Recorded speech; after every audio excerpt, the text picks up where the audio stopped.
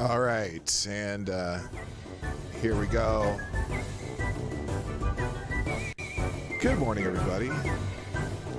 For those of you who are U.S. citizens, happy 4th of July.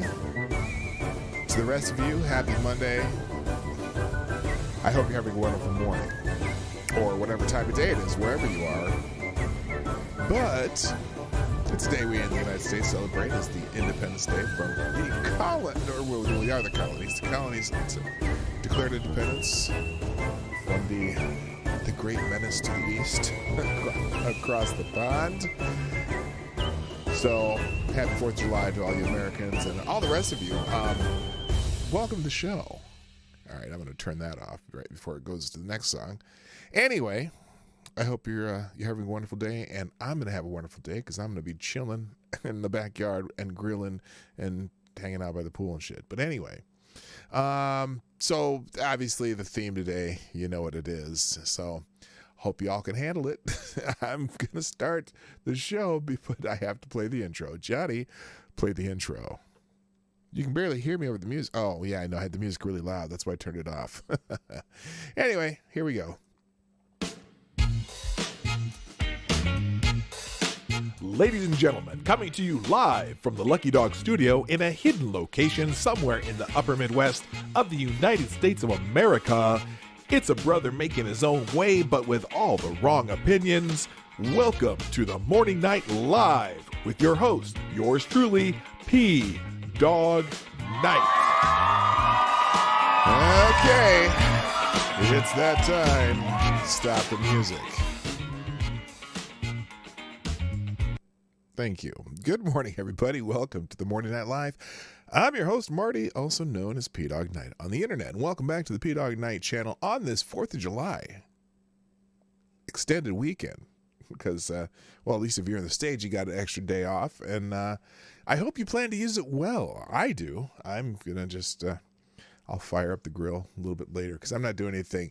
Oh, speaking of fire up the grill. So, yes, Truck and Bear, I saw your message. And I thought I would feature you this morning on the show. Apparently, you got up pretty early to drop a brisket on the smoker, and I just have to show this bad boy because it looks pretty damn nice. Look at this bad boy. Now, this was apparently this is at 3 a.m. because you got the flashlights out there ready to go. I see you got the temperature gauge in there and whatnot. Now, if it were me, that's a pretty big brisket. I would have started it yesterday, but that's just me. But you know what? Low and slow, and you're going to be enjoying a fine piece of meat in the morning. Now, I also noticed, though, that you added a pork shoulder on the grill. And here's the second picture that he sent me. And he's got this. So you got look at that brisket. That brisket's looking damn good, isn't it?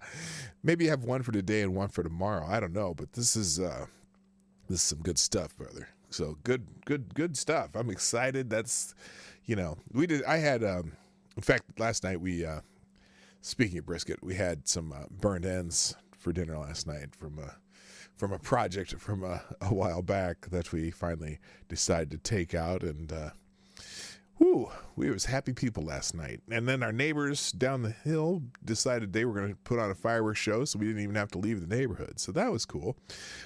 So yeah, happy 4th of July to those of you. It is Monday, the 4th of July, for those who weren't sure. And we'll be here for the normal time. I got here on time today. That's good. And kind of just going to be talking about America a little bit. Now, not just all America, but mostly because, we're us Americans pretty self-centered, but and that's okay because we've earned it. Anyway, I'm going to read I wrote in the description the part I change every day, and I'm going to read it because not all of you look at the description. Greetings to my fellow Americans celebrating Independence Day in the United States and abroad. Also, greetings to our friends from around the world who appreciate the beauty, contribution, and sacrifice our country has given to the world in so many ways. When we talk about when we talk about American exceptionalism, we do not profess to be better than all the other great nations of this earth, but rather we are the exception to the norm when it comes to our citizenry. We are a place where you are not limited by what you were born into, be it class, race, religion, or social status. We have great pride in the fact that we allow people to let their talents and effort take them as far as they desire and are willing to go to make their dreams into a reality. Though we have many detractors, including within our own family, we are still a place where people from all over the planet aspire to come and make their own dreams a reality. So, welcome to the show. That's my 2 cents on, because, a lot of people talk about, oh, American exceptionalism, you think you're the best. You just think you're better than everybody. No, that's not what American exceptionalism means. It means that if you were born a plumber, you don't have to grow up and be a plumber. You can go and be a drag queen, or you can go be a electrical engineer, or you can be the president of the United States if you're born the son of a plumber or the daughter of a teacher. Doesn't mean you have to be a teacher, or if you're born as a nurse or if you were born in the slums, doesn't mean that you can't live in a mansion by the time you grow up. And on the other hand, if you're born in a mansion, doesn't mean you get to stay in a mansion for the rest of your life. Sometimes your efforts take you somewhere else, like to the board of Burisma or some shit like that. But anyway, happy 4th of July to my American friends. And we're going to kind of be on that theme today. So I hope you can, if you're from somewhere else, I hope you're okay. Maybe you'll appreciate it. Maybe you won't, but we're going to do this anyway. But first, let me say good morning to everybody, because that's what I do. I had to fix the microphone there. Why is this in the wrong position? There we go. Okay. First in the chat today. Now this is a treat. First in the chat today is our friend Rotten Corpse, who gets the bell. And thank you for being here, of course. Also, good morning to Ty Alexander, Avocados Diablo, the Devil's Advocate, Mike Savage, Blarg, Natasha Kayleen, howdy. Also, good morning, Truck and Bear, who's got the smoker going. Yes. Also, good morning, Jay Pylon, what's up? Good morning to Man Squatches in the house, Nomads in the house. Stop. Hammer time. Formerly known as MC. Also, good morning to Jeffrey Russell Jr., what's up? Good morning. Tadashi Jidao. Good morning, our friend from over there in the... you live in Russia, right? I'm pretty sure that's right. You live in Russia. Also, good morning, Jethro Hetero. Let's see. Who am I missing here? Oh, you're ridiculous lunatics in the house. Good morning, lunatic. Tyler F. And Irish. Oh, my goodness. Irish Rose, what's happening? Nice to see you back. It's been a while. So, anyway, do me a favor. Share the stream before, during, after the show. Hit the like button at some point if you like what we do. There's 7 likes, 20 people so far. And also, if you want to sponsor the show, you can do it at pdognight.live or YouTube Super Chats or whatever it is down the description. But pdognight.live is where we do the Streamlabs messages if you want to. And you could be the Streamlabs Superstar sponsor of the day. So, let's get into it. I'm just going to, there's a whole bunch of stuff trending, so we're going to kind of stick with that. I have some articles, but I may not get to them because there's so many things that I want to get through. Some of the interesting things trending this morning. Wait, where's the one that I wanted to see first? Oh, I must have changed it. Well, 4th of July is trending, obviously, because that's, here, let's fix this real quick. I'm gonna put that'll be the first tab today. There, I had to move my tabs around because I always try to keep the tabs. By the way, as you know, I will link to everything that we show on the screen today in one way or another, and it'll be in a single link in the description down below at the end of the show where I'll update. And you click on that link, and everything will be. You click on that link, it'll take you to a page where everything we went through is on that one page. So don't worry if I go through something real fast and like, oh, can you send me a link to that? Well, there'll be links at the end of the show for everything. So so it's the 4th of July is trending, or 4th of July is trending, of course, in the United States and probably on Twitter because that's the biggie today. And so there's a whole bunch of stuff under this tab. PBS NewsHour.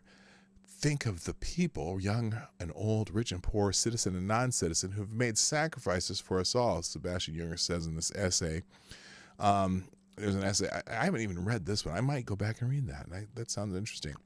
NBC News, the average price of a 4th of July picnic is up almost 10% from last year. Data from the American Farm Bureau Federation shows. Yeah, we already knew that. We talked about that on Friday. Because last year Joe Biden said you could save a whole 16 cents. Well, this year it's up by like $10 for the picnic that they were talking about. Los Angeles Times, California backing reparation is the truest form of patriotism. Look. Yes, the Democrats should pay reparations. They definitely must pay. If you're a Democrat, you should pay reparations. I'm just saying, because you are the ones who kept that shit going. In U.S. State Today, July 4th at the White House is an annual tradition. Here's how it started. Well, wait. Here's how it started. You know what? Let me just go to that note. Do you want to know how it started? Here's how it started.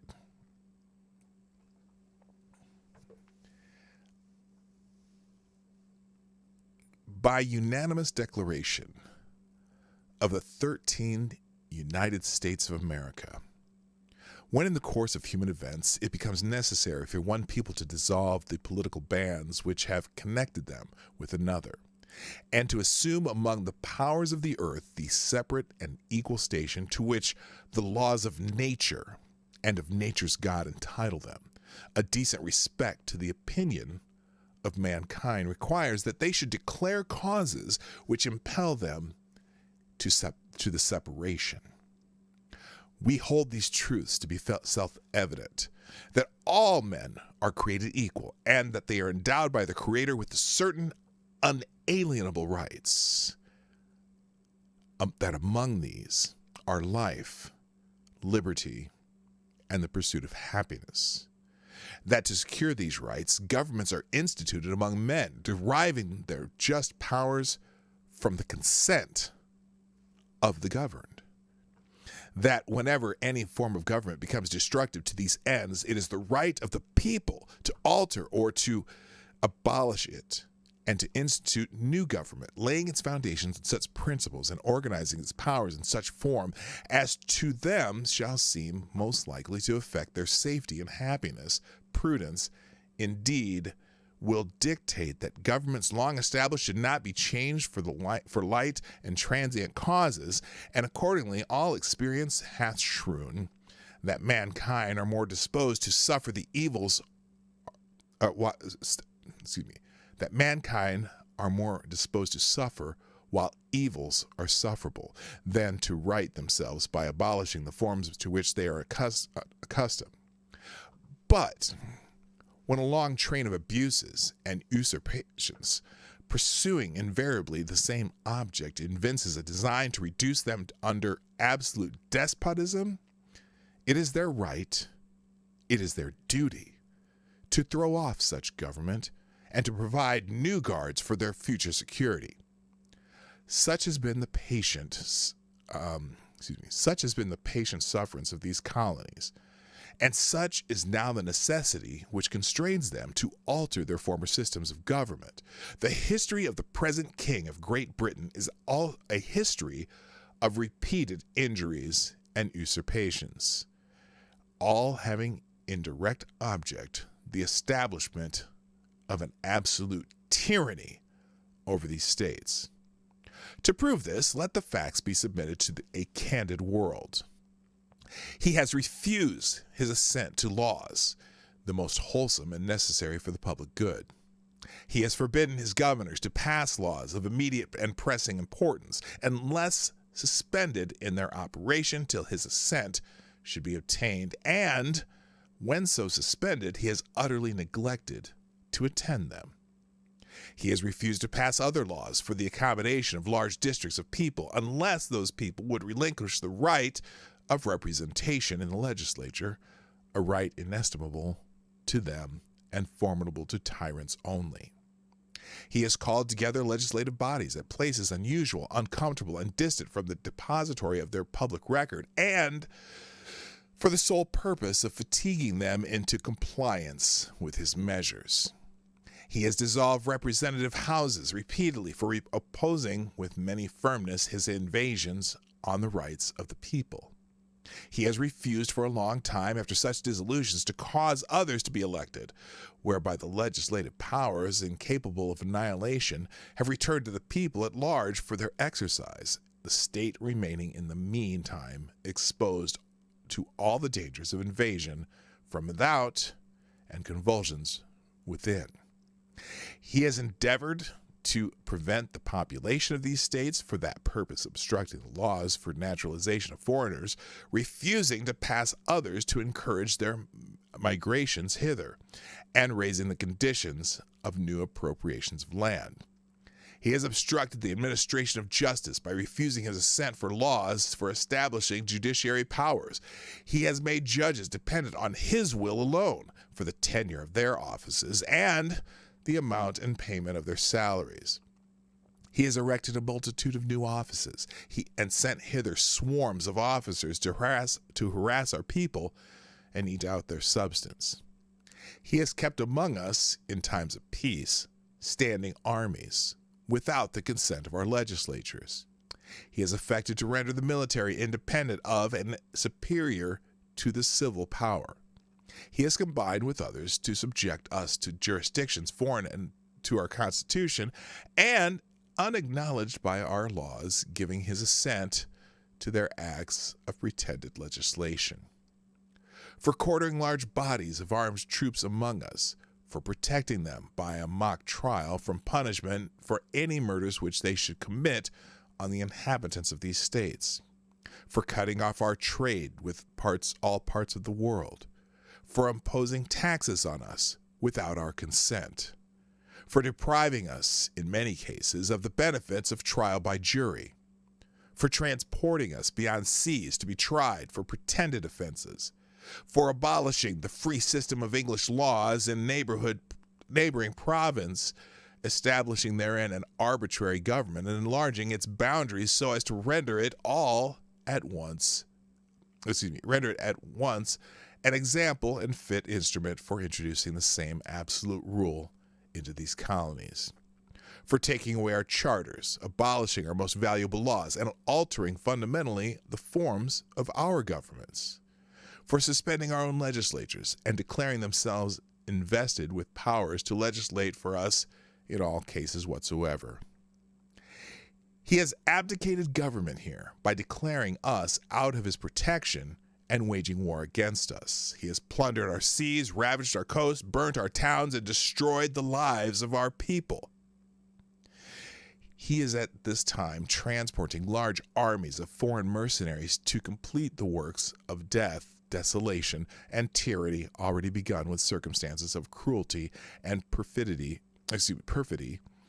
scarcely paralleled in the most barbarous ages and totally unworthy the head of a civilized nation.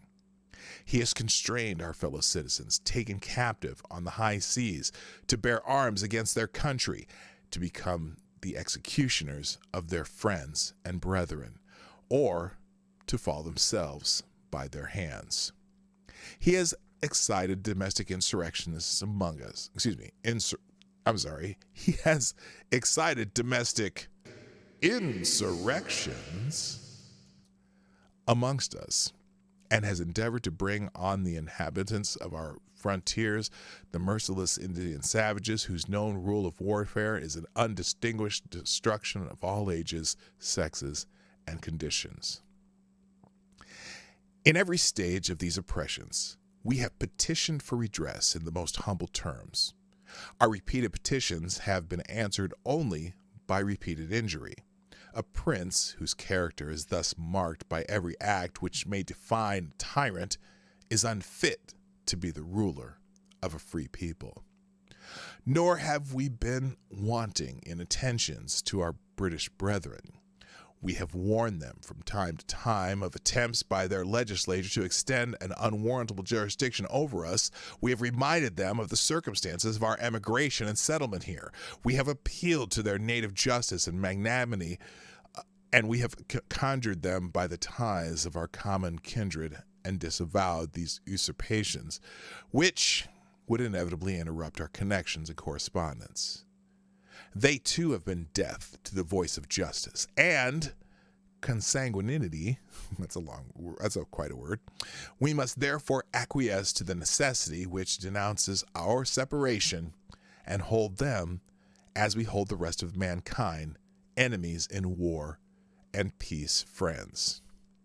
We, therefore, the representatives of the United States of America in General Congress assembled, appealed to the Supreme Judge of the world for the rectitude of our intentions, due in the name and by authority of the good people of these colonies, solemnly publish and declare that these united colonies are, and right ought to be, free and independent states, that they are absolved from all allegiance to the British Crown, and that all political connection between them and the state of Great Britain is and ought to be totally dissolved, and that as a free and independent states, they have full power to levy war, conclude peace, contract alliances, establish commerce, and to do all other acts and things which independent states may of right do.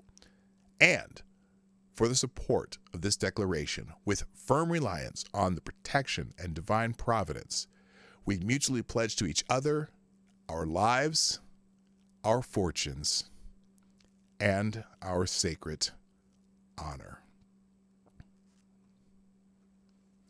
So, that would be the Declaration of Independence. Real quick, good morning, Scribe. Freedom Frapple. And Foxmore, Cubity. Happy Independence Day. K-Shell, what's good morning. I love that usage of Prince refusing to even call him a king is such a great fuck you. Yeah, it really was. I mean, there's a consanguinity means blood relation. Sanguine equals blood. Thank you, man, Squatch. I didn't have my dictionary out, and I probably could have used it for that. So anyway, that's how it started, for those who are wondering. So anyway, that was on the thread here, all kinds of things going on. So that's how the 4th of July festivities at the White House celebrated patriotism. Here are the biggest 4th of July celebrations across the country, probably DC, New York, Philadelphia. I'm sure they're partying in Fort Lauderdale. I don't know why I said that. Anyway, so that's trending day. Also trending, I said it's the 4th of July. I already got that one. Here's one for the PBS NewsHour. No, I'm not going to play this. Did he write this out? Every 4th of July, author Sebastian Junger says he thinks about what America means to military servicemen who came as immigrants to the U.S. Immigrants or immigrants? They'd be immigrants if they left. They'd be immigrants if they came to the U.S. Anyway, what motivates them to fight and risk their lives in a country where they might be discriminated against? Well, this is a PBS thing, obviously. When they return from duty, Junger considers our ordinary heroes who serve a greater good, not just themselves. I'm not going to read this, but I'm going to... Oh, it's short. It is rather short. Well, let's do that. Let's go ahead and read this one, too. So this is an author. I haven't read this, so I'm not sure how this is going to go. Good morning, Jesse Leon. What's up? So this is someone named Sebastian Junger. Several years ago, I spent much of a deployment with a platoon of combat infantry at a remote outpost called Restrepo. It was named after the medic, PFC Juan Sebastian Restrepo, who was born in Colombia, immigrated as a child, and died fighting at the bottom of a hill in Afghanistan. There was no running water at Restrepo, no cooked food, no communication with the outside world, and absolutely no privacy. Mostly, there was just a lot of combat. The platoon was in several hundred firefights that year, and everyone out there was almost killed. And yet, over and over again, I watched perfectly ordinary people risk their lives to keep others safe. No one was more important than anyone else, and race, religion, and politics had absolutely no relevance at Restrepo. It was the most profoundly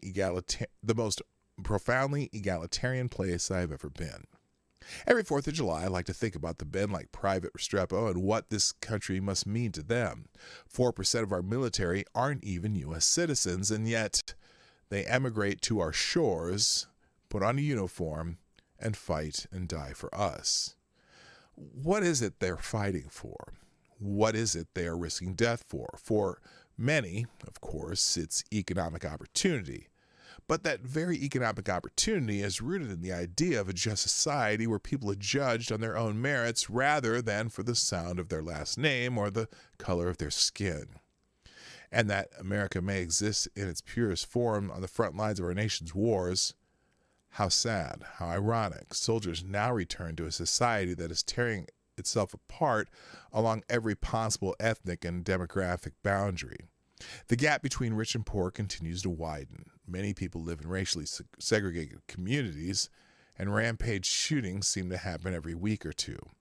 To make matters worse, powerful people in this country talk with incredible contempt about, depending on their views, the president, the government, the foreign-born, and entire segments of the population. I'm going to comment on this in a minute, but I'm going to read the whole thing first.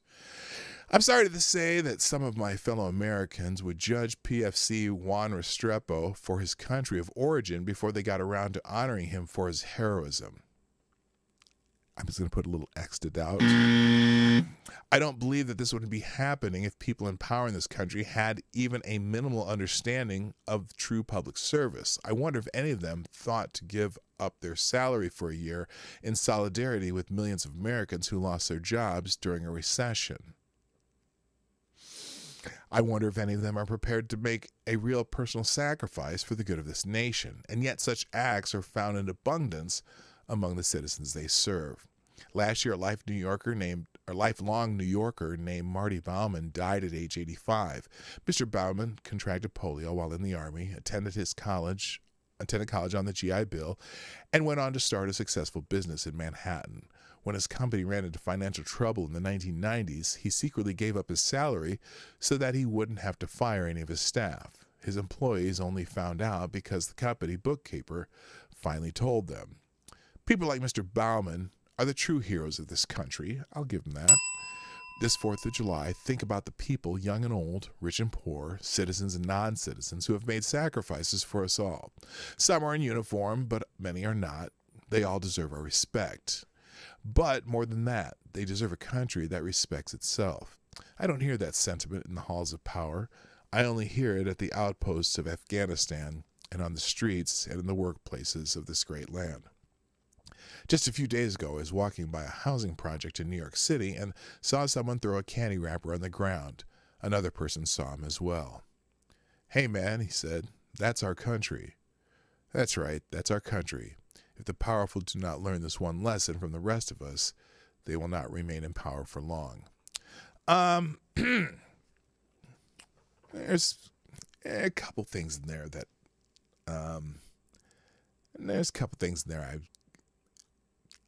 I'll take a slight side tour to. When he said, America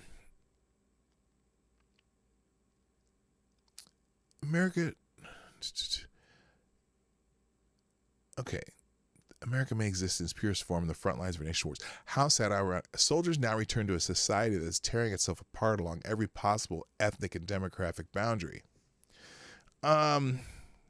To me, it almost seems like there are people who want it that way, who are doing that almost seemingly by design. And when he says that the gap between rich and poor continues to widen, well, not necessarily. So when they say the gap between rich and poor, they're talking about that tiny percent that it always seems to rise far beyond everybody else. But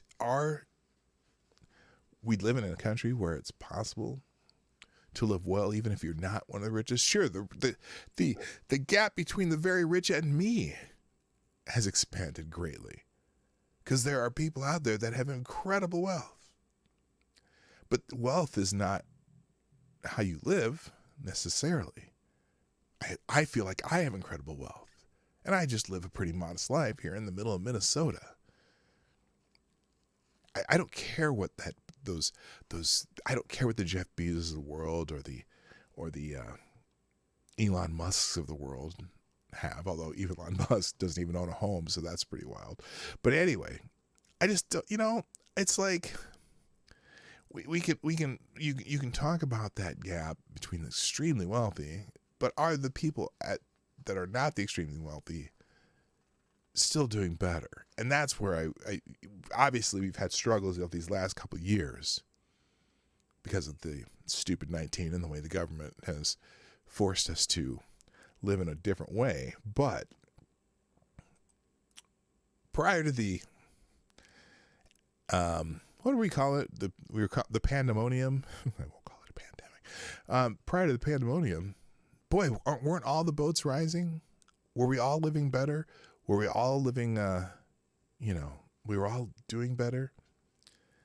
I don't know. It's, every time I see a line in one of these essays, I go, cringe, just a little bit. But overall, I think Mr. Younger's essay was pretty good. I'm just going to say that. Let's see, who else showed up? Straight Sith Mill, good morning. Good morning, Gen T. What's happening? Let's move on. Also trending today is the Second Continental Congress on Twitter, which is interesting. Happy Second Continental Congress adaptation of the full and formal Declaration of Independence Day. I guess is that the official name of the holiday? I don't know. On July 4th, 1776, the Second Continental Congress adopted the Declaration of Independence, which also announced the colony's separation from Great Britain. Happy 4th of July from Network 2020. I don't know what Network 2020 is. Don't care. A lot of people putting copies of the Declaration of Independence.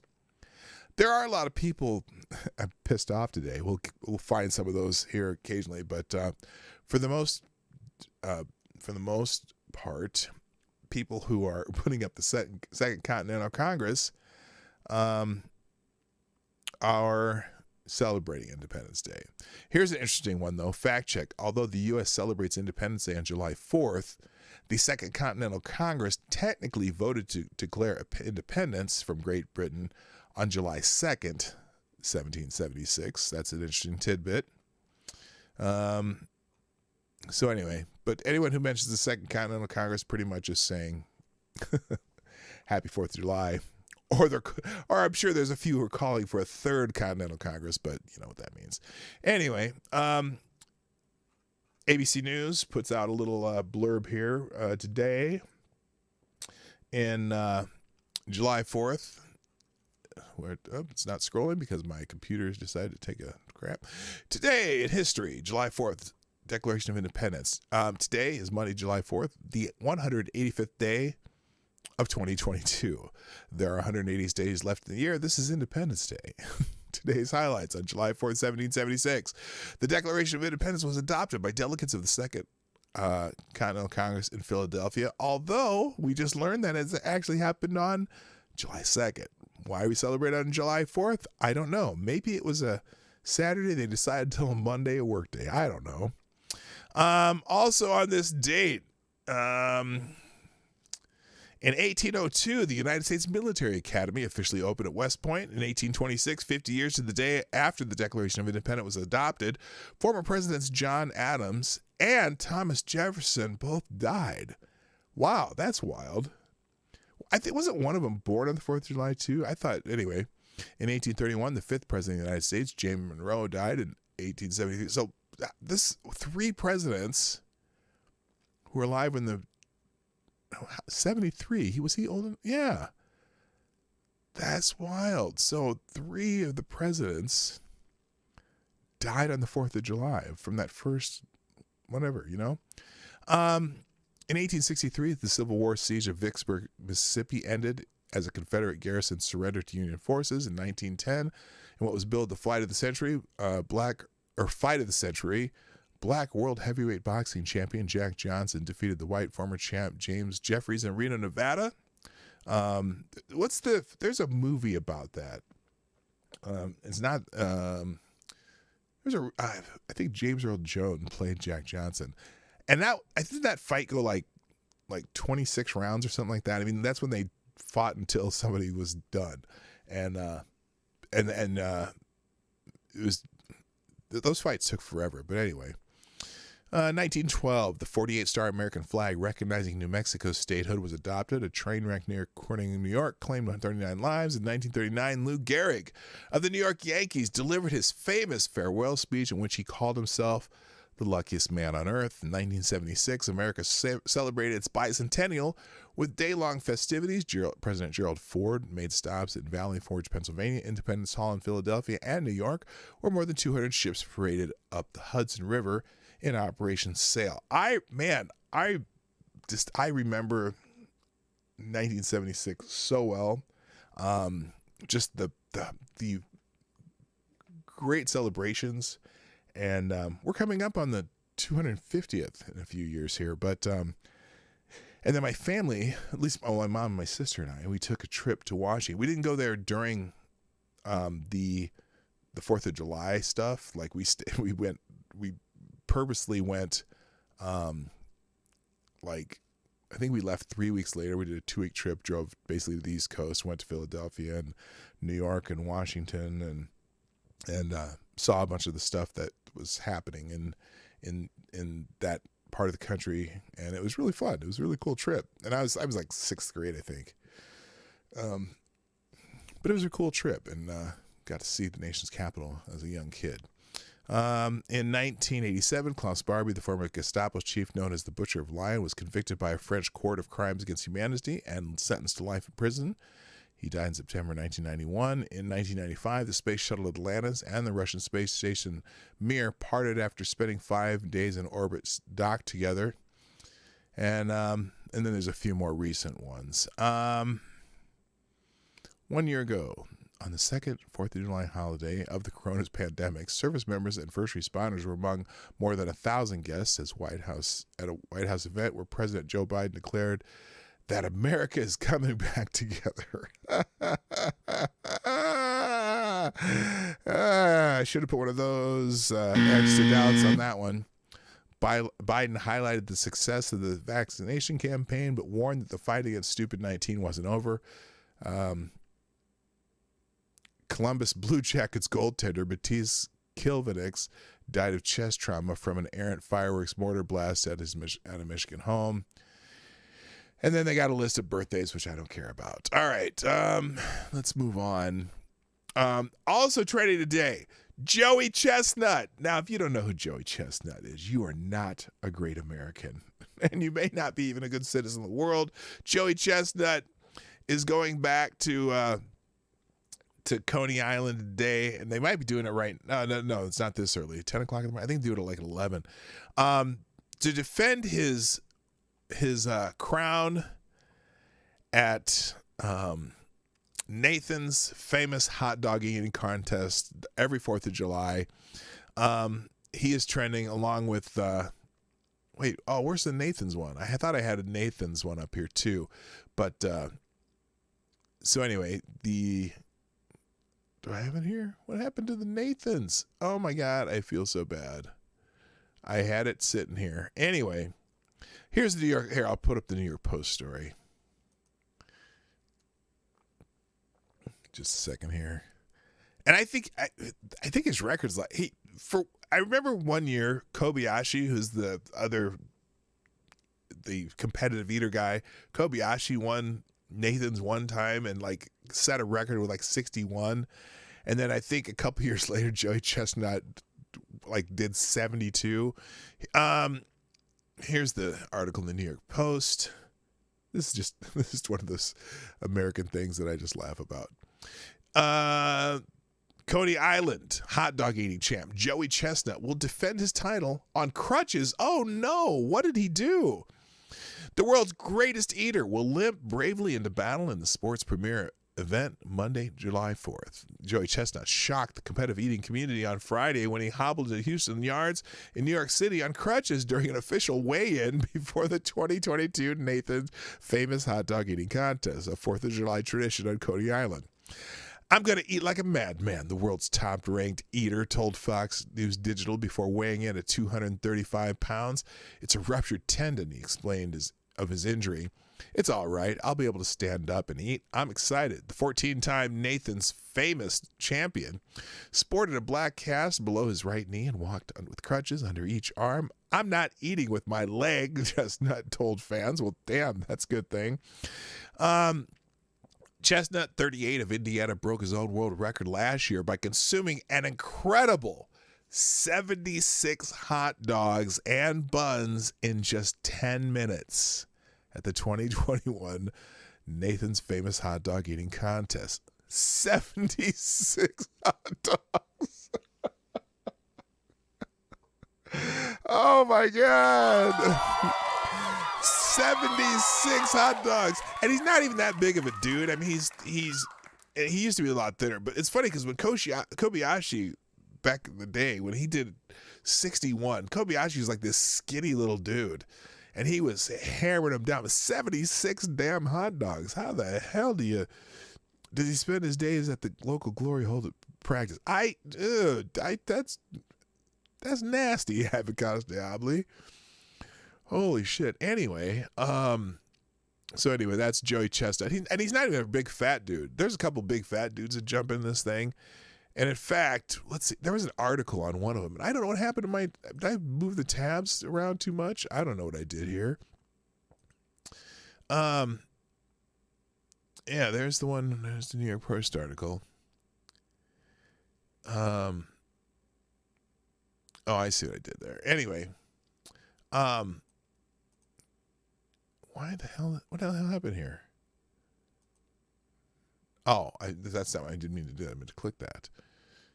So anyway, there are some big heifer looking dudes that do this thing, and I can't find what I did with those tabs, so it doesn't matter.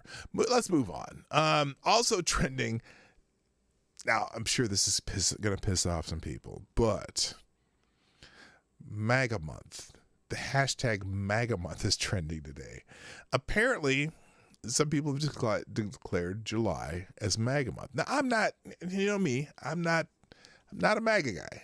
Okay, I believe in the concept of Make America Great Again, and I did vote for Trump the second time.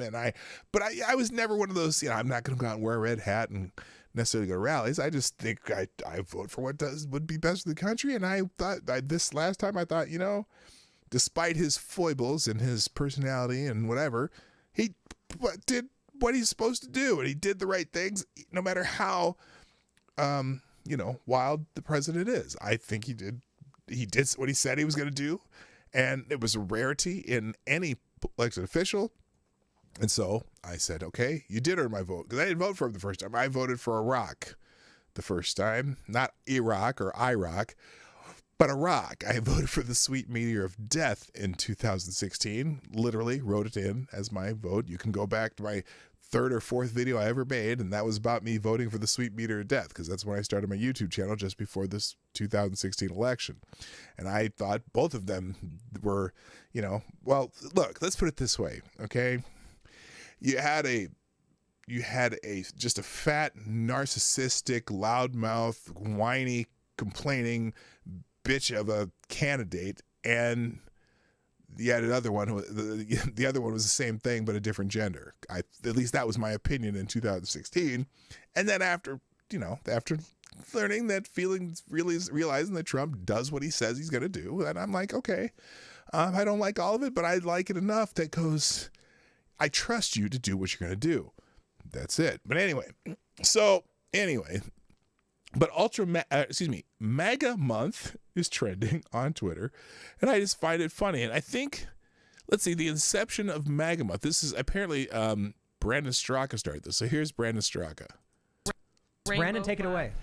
Look, all I have to say, I'm looking at this. I'm seeing like every major corporate logo and every major social media logo in the rainbow flag. I don't get how you can still argue oppression when every major corporation is behind you. And can you imagine if all of those same corporate logos, if somebody tried to say, can you do a Make America Great Again month with any of these logos? Oh, that'd be great. Well, that's how you know who has the power and who doesn't have the power. So stop pretending like we're oppressed. Stop pretending So just FYI, Brendan Straka is the guy who started the Walkaway campaign, and he's, that's what he's known for. And he's a gay man who decided that he was going to not be with the Democratic Party more. And they were talking about how... clearly, he was talking about how, the gay people and the people in the rainbow, the LGBT, are so oppressed, but then every company on the planet makes their shit into rainbows during June, during Pride Month, right? So he's saying, well, why? Well, would you be able to get all those companies to put up a MAGA month, put a MAGA on their logos? We need this. Should we make June MAGA month? Yeah. So this is Maybe how July, yeah. July. There you go. Right. MAGA month. MAGA month, yeah. Someone will say we remember it's July, so we have the 4th of July to kick things off. Yeah. And we basically barbecue every weekend. Perfect. Yeah. Oh, I'm so into that. Yeah, So let's am go. I. Yeah. That's The sounds barbecuing. As a straight person, I feel kind of so now they got some other people doing this. marginalized, quite frankly, by all this stuff. I want to announce right here tonight on your show on television that I am deeming July MAGA month. Yeah, this is that's Brandon I want Straka every again. major corporation in America to start flying MAGA flags. I want to see MAGA flags all over Kraft cheese and Mercedes-Benz and everything else. July is MAGA month, ladies and gentlemen. You heard it here first. All right, All right, so that's where that came from, the MAGA month thing. So a lot of people are talking about that on Twitter today. This is not someone who lost an election. I'm not going to say that. Trump was right about everything. So anyway, a lot of people are... Oh no, that's wrong. Okay, we do not promote violence at all on this channel, but I do find that July kicking June into in the balls is just not appropriate. And there we go. Happy MAGA months. A lot of people are doing that. Let's see. I already think I did. Oh, now this is funny because we were talking about oh, no, it wasn't Friday. It was on Saturday when I was driving up to the cabin. By the way, if you were watching on Saturday during my impromptu driving stream, my road trip stream, the stream died just as I was driving into Grantsburg, Wisconsin, because for whatever reason, AT&T's data has a huge dead spot in that part of Wisconsin. So we could use our phones, but we couldn't. I couldn't stream anymore. But anyway, this one cracks me up though, because we were talking about how I don't remember if it was NBC or whatever put up the thing like that Ketanji Brown Jackson, the first U.S. Supreme Court swearing in the first Black Supreme Court justice, was on Twitter for like 6 hours before they took it down, going, oh, wait a minute. She's not the first Black Supreme Court justice. There's at least two more. There's one in the court now. So anyway, the Babylon Bee actually predicted this, and this is hilarious. The right here where it's Clarence Thomas receives an invite to celebration of first Black Supreme Court justice, and then it actually happened. Where go click there. Come on, go move. Oh my God, there we go. There it is. Oh shit. Now. What the hell happened there? Okay, sorry about that. I clicked the wrong spot. Well, that loses the thunder of this presentation. And anyway, the funny thing is that they actually said that, Good Morning America, Ketanji Brown Jackson is sworn in as the first Black Supreme Court justice in U.S. history. Forget that Clarence Thomas is already in the court, and Thurgood Marshall was the actual first Supreme Court justice. And apparently, my friend Natalie here is on her tweet, made it onto Fox News because right after that came out, turn that off. God, I hate the pop-up shit anymore. It's you can't even avoid them anymore. Even with ad blockers, you can't avoid them. Anyway, Good Morning America finally deletes tweet praising Justice Jackson as the first Supreme Court justice. ABC's Good Morning America Twitter account made a major historic mistake when reporting on Ketanji Brown Jackson's swearing-in ceremony as Supreme Court Justice. On Thursday, Jackson was officially sworn in as the Justice of the Supreme Court following Justice Stephen Breyer's retirement. Good Morning America covered the moment. She was welcomed onto the court by Justice John Roberts, but their Twitter account claimed that Jackson was the first black Supreme Court justice. Quote, Ketanji Brown Jackson is sworn in as the first black Supreme Court justice in U.S. history. Tweet at 1:46 p.m. Remember that number, 1:46 opinion. Good morning, Roasted Opinions and Woodcutter, by the way, and Rockhopper, my other friend from down under. So at 1:46, they tweeted, Ketanji Brown Jackson was sworn in as the first black Supreme Court justice in U.S. history. Jackson is officially the third black person to sit on the Supreme Court. The first black Supreme Court justice was Thurgood Marshall, who served from 1967 to 1991. The second black justice is Clarence Thomas, Marshall's successor in 1991, who currently sits on the bench. GMA made the same mistake on their YouTube account. They did it twice? I didn't know that. So they have it listed here. I think I have that up here. The tweet was deleted almost 5 hours later, and the YouTube video was corrected shortly afterward. A new tweet issued a correction. Correction. Video shows Ketanji Brown Jackson sworn in as the first black female Supreme Court justice in U.S. history. A previous tweet erroneously stated that Jackson is the first black Supreme Court justice. But before the tweet was deleted, several Twitter users called out GMA, and there's Natalie right there. Where is Twitter support? This tweet is misleading, unless Clarence Thomas and Thurgood Marshall are now identify as white. Town Hall editors also, even if ABC's intention was to spite Justice Clarence Thomas, they still overlooked Justice Thurgood Marshall. Anyway. I found that quite humorous. All right, what time is it? 9:52. Oh, I'm doing pretty good here. I'm moving right along. Well, let's do this. It's a show moment. So, ladies and gentlemen, just a reminder that Morning Night Live is brought to you by you, the viewers of the Morning Night Live. If you haven't hit the like button so far, well, what the hell are you waiting for? And then, sorry.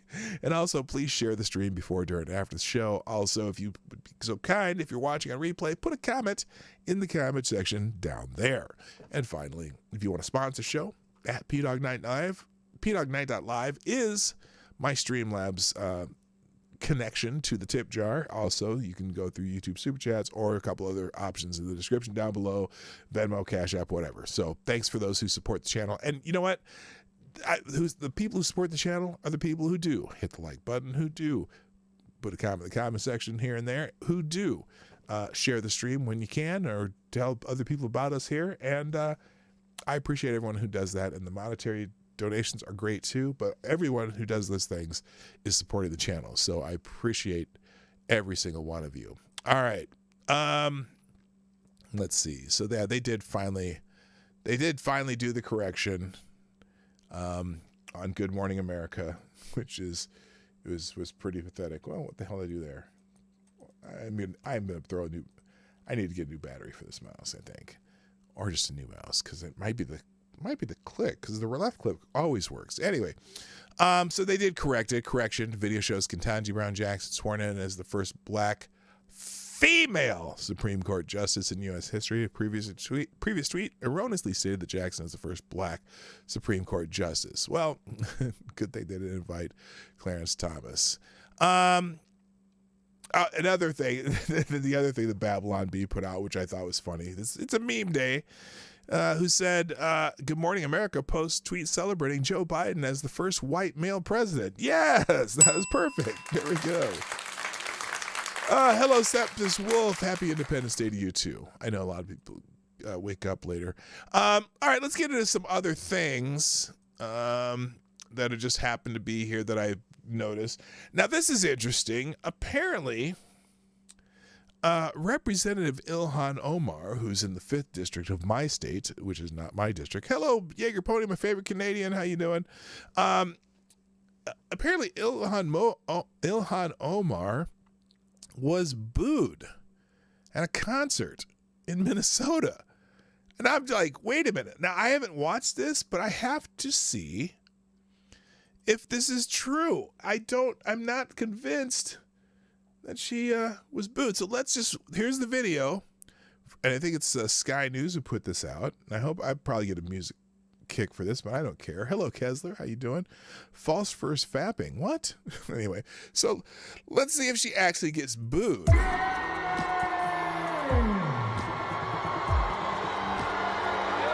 Oh, goodness. Hey, you can absolutely hear boos. There's a lot of people cheering, but there's a lot of people booing, too. Okay, so it says Ilhan Omar booed off stage at Somalia Independence Day concert in Minneapolis. I wonder, too. Now, look, you got to remember, Ms. Omar just happens to support a lot of really super leftist American things that aren't necessarily all that popular in the Somali community. But she's in she's in a Democratic plus 40 district. The 5th in Minneapolis is probably the most liberal district of the state. I think the 6th in St. Paul is similar, but the 5th especially. This is Keith Ellison's district. This is Ilhan Omar's district. And there's a couple people running on the right. One is, the basketball player guy. I'll have to, my name's blank, but I want to have him on the show. In fact, I need Royce White. He's running to be the Republican representative. There's another Somali woman who's running to be a Republican representative. And so it'll be interesting because both of those people, one, Royce White's a very popular guy in Minneapolis, former NBA player. He was the one who had the trouble getting on planes. He just had a hard time with that, and he had to work through that, and now he travels around the country. But then also, I can't remember her name. I can't pronounce her name, but there's a couple people running on that side that might be interesting to because there's a huge Somali population in that part of Minneapolis. Unfortunately, I don't think the Somali population in that district overweighs the rest of the district. Even if all the Somalis said we're not voting for her this time, she's still going to be very popular in that district. But anyway, let's see. Boot off stage. I don't want to. Here, I'm going to do this without the music because I don't want to. Let's see. So, breaking Omar booed off stage at Somali Independence Day. Progressive Congresswoman Ilhan Omar was booed by mostly Somali audience. The footage has not been independently verified, but has been widely shared on Twitter. And let's see. Oh, here, let's see. This is it again. No, that's their music. I don't know. But there are a lot of people cheering for her too. I mean, it's probably about half and half. The concert was held at Target Center on late Saturday night with the star act singer Soldan Sirar. I don't even know who that is. However, the crowd did not appreciate the controversial progressive congresswoman's presence at the concert. Well, here's the thing though. It's not unusual for politicians to get booed at concerts. Or at baseball games or wherever. Just people hate politicians ruining their afternoon of non-political fun. So maybe that's part of it too. Let's see if they continue with this stupid music.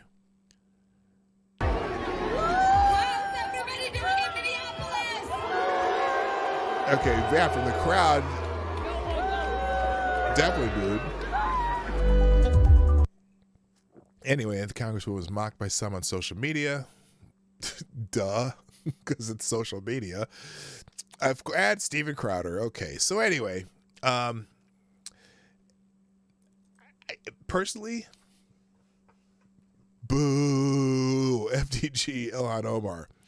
But anyway, she's in the 5th, which is heavily Democratic. Like it's Democrat plus 40, I think. So I don't know if it's going to hurt her election chance, even if the Somali. She won her election. She won her re-election with 64% of the vote. And it seems among at least this group of Minnesota voters, she's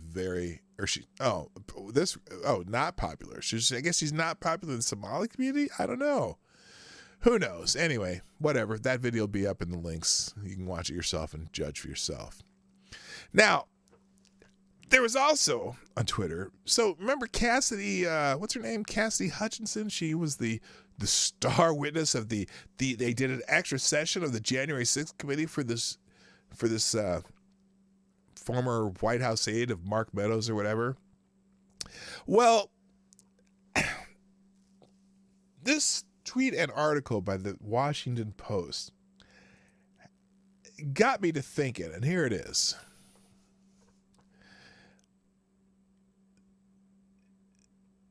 Well, the title at least. The January 6th committee, big bet with Cassidy Hutchinson.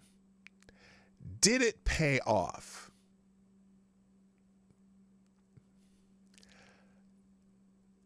That is a very interesting question by the Washington Post. Just the question itself is an interesting question by the Washington Post. Did it pay off? Is this committee, the purpose of the committee, to get a payoff? And what is that payoff? According to these journalists who asked this question, the question is a problem to me. Did their bet on Cassidy Hutchinson pay off? When you say payoff, what exactly are you asking for here, Washington Post? Oh, is the payoff to get Donald Trump, to get those walls to close in quicker, to be the final nail in the coffin of Donald John Trump? That's a weird question. And look at this. It says politics, and it doesn't necessarily say opinion. The decision to accelerate her testimony has led to second guessing, but also produced some of the most memorable hearing moments to date. Yeah, her saying over and over, well, I heard he said to the effect that, because that sentence came over and over. You should watch Megyn Kelly's take on her testimony, because Megyn Kelly's no friend of Donald Trump, but she's looking at this as a lawyer and a media pundit going, what was that for? He said to the effect, well, someone told me that he said to the effect that, this to the effect of, for months, the House committee investigated the January 6, 2021 attack on the U.S. Capitol. At least they said attack, or they didn't say insurrection. Meticulously gathered evidence, carefully wrote and rewrote scripts. Yes, they were writing scripts, all right, because none of this hearing was spontaneous, and painstakingly assembled video testimony to present at its televised hearings. Yes, they're writing a narrative. They're not investigating. They're writing a narrative. Then came Monday, when that pattern of extreme caution yielded to a scramble. With less than 24 hours' notice, the committee announced there would be a hearing the following afternoon with a single live witness, 25-year-old Cassidy Hutchinson, a former junior White House aide. The result was the most explosive testimony to date, a string of revelation-rich hearings. Hutchinson testified that former President Donald Trump knew his supporters were carrying weapons that day. Okay, no. Oh my God. But urged them to the Capitol anyway. No, that's not what she testified. He testified he didn't care if they came to his rally. And he did not know that they were carrying weapons. There was some chatter that they might be. But you would think if there's chatter on the Capitol Police radios and whatever, anyone else, you would think if there was chatter saying that there were actual weapons, because they were talking about Glocks and AR-15s and shit like that, you would think that they would have beefed up security at the Capitol. But they didn't. They didn't put any, they didn't, you would think, oh, we see people with weapons. You think they would have scrambled some reinforcements to make sure that those weapons couldn't get any closer to the Capitol building? No, they didn't. Why not? That doesn't make any sense. But anyway, she also recounted Deputy Chief of Staff Anthony Ornato telling her that Trump had lunged in rage at a Secret Service agent after the president was informed that he could not accompany the rioters as they marched from the ellipse. Hold up. Hold up. Hey, there were no rioters in that group coming from the speech at the ellipse. Hold up. Hey, the rioters were already at the Capitol when he finished his speech. That sentence is bullshit. There were no rioters marching from the ellipse. The ellipse was where the speech was. The rioters had already started rioting. And they had quite a long walk to the ellipse before the people who were at the speech went to the Capitol. There's two different groups, okay? Let's get that straight. That's a bullshit sentence. Numerous people close to the committee's work say the abrupt decision to go public with Hutchins' testimony, which surprised even some of its top aides and which involved presenting the world with details the committee itself had learned only days earlier, was necessary to present her account from leaking. Oh, that's sure. This is kind of, well, what's their name? Blasey Ford, whatever name. Anyway, with evidence that Trump allies were trying to influence her decision to talk, some members are also worried she might back out if they waited any longer. By rolling the dice, the committee attracted the attention it sought for its message that Trump's role in precipitating the January 6th attack was illegal. Again, this is Washington Post writers. What was the question? The chatter would have been recorded as well. So where is it? I'm curious about that too, Advocatus Diabli. This is a good point. And if there was chatter that there was actual weapons, you don't think that they would have just completely scrambled to beef up all security all around that area? Shit. Anyway, that's my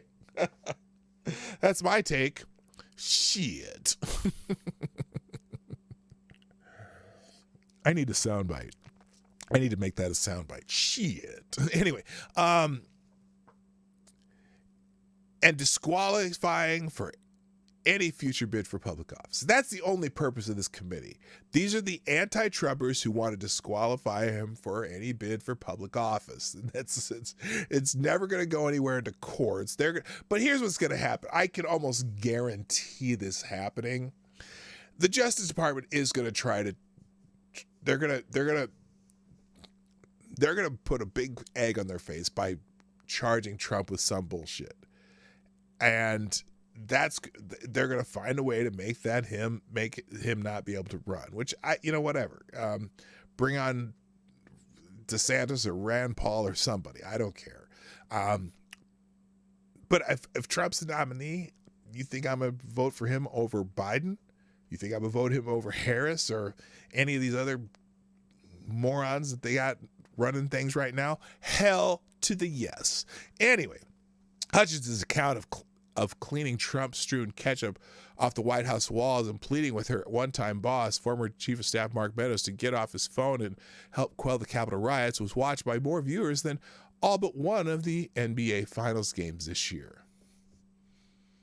Well, it's because it's on 17 different fucking networks. Of course it was. You know what else about that too? This is fascinating. That whole ketchup story. There's nothing in any of these stories that you can charge Trump with a crime for. If he has a bad temper, have you heard some of the stories of Hillary Clinton's temper? Not to bring up Hillary Clinton because I wish her career was over. It kind of is, but there's some chatter that she might run again. But the temper story, I don't give a shit. Okay, let's say he did throw a plate and put some ketchup on the wall. Okay? And He was mad about something? Okay. Do presidents ever get mad? I don't know. Anyway, but rushing Hutchinson onto the witness stand, the committee has also exposed itself to criticism that it failed to thoroughly vet her claims. This is true. Hutchinson has come under intense scrutiny from Trump and his allies. It really only them? Because some of those Secret Service agents have something to say too, who have accused her of lying and deriding her for relaying hearsay that would not hold up in criminal proceedings. Yeah, it's quite the joke that it was not just hearsay, but her hearsay was she would always hedge what she said. So I heard that he said to the effect that maybe something, this and that. He said that Trump said something to the effect of. So that's not just hearsay, but it's hearsay of something that's not a quote or not even something to the effect of. I don't know. So far, no one has publicly corroborated her account of a struggle between Trump and the Secret Service in his presidential SUV, but nor is anyone known to have disputed it under oath. Oh, well. Officials have said anonymously that the Secret Service agents involved are prepared to contradict Hutchinson's sworn testimony, although they do not appear to have done so. Well, who's called on them to do it? See, they can't appear to have done so if no one's called on them to do it. Hello, GD, what's up? And Midnight in Exile, and Simon Wolfwood. One person familiar with the investigation.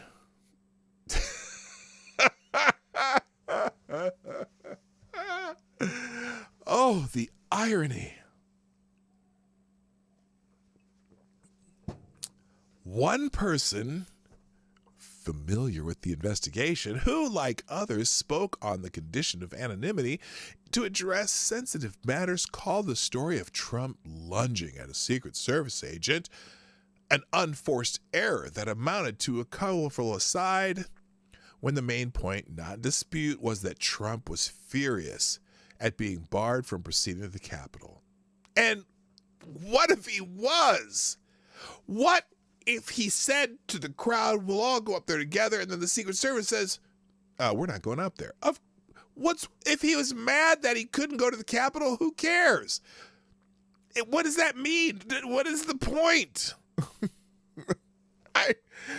Okay, so he was mad that the Secret Service wouldn't take him to the Capitol. And is that a crime? Holy shit. Special K, what's up? Nice to see you back here live. The reality is, Cassidy told the truth about a conversation that was relayed to her, and I can't see an incentive for her to lie about it, the person said. But the reality is also that the committee has to be perfect. They probably shouldn't have brought it there. I think we know Secret Service agents can get very protective of their details. Others, however, supported the decision to move expeditiously as possible in making Hutchinson's testimony public.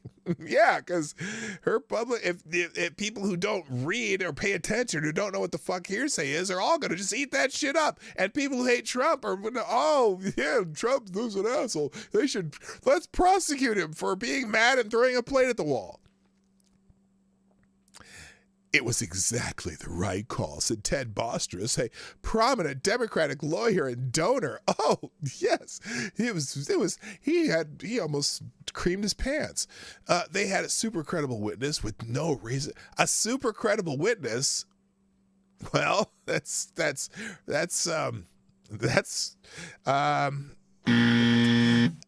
with no reason not to be telling the truth.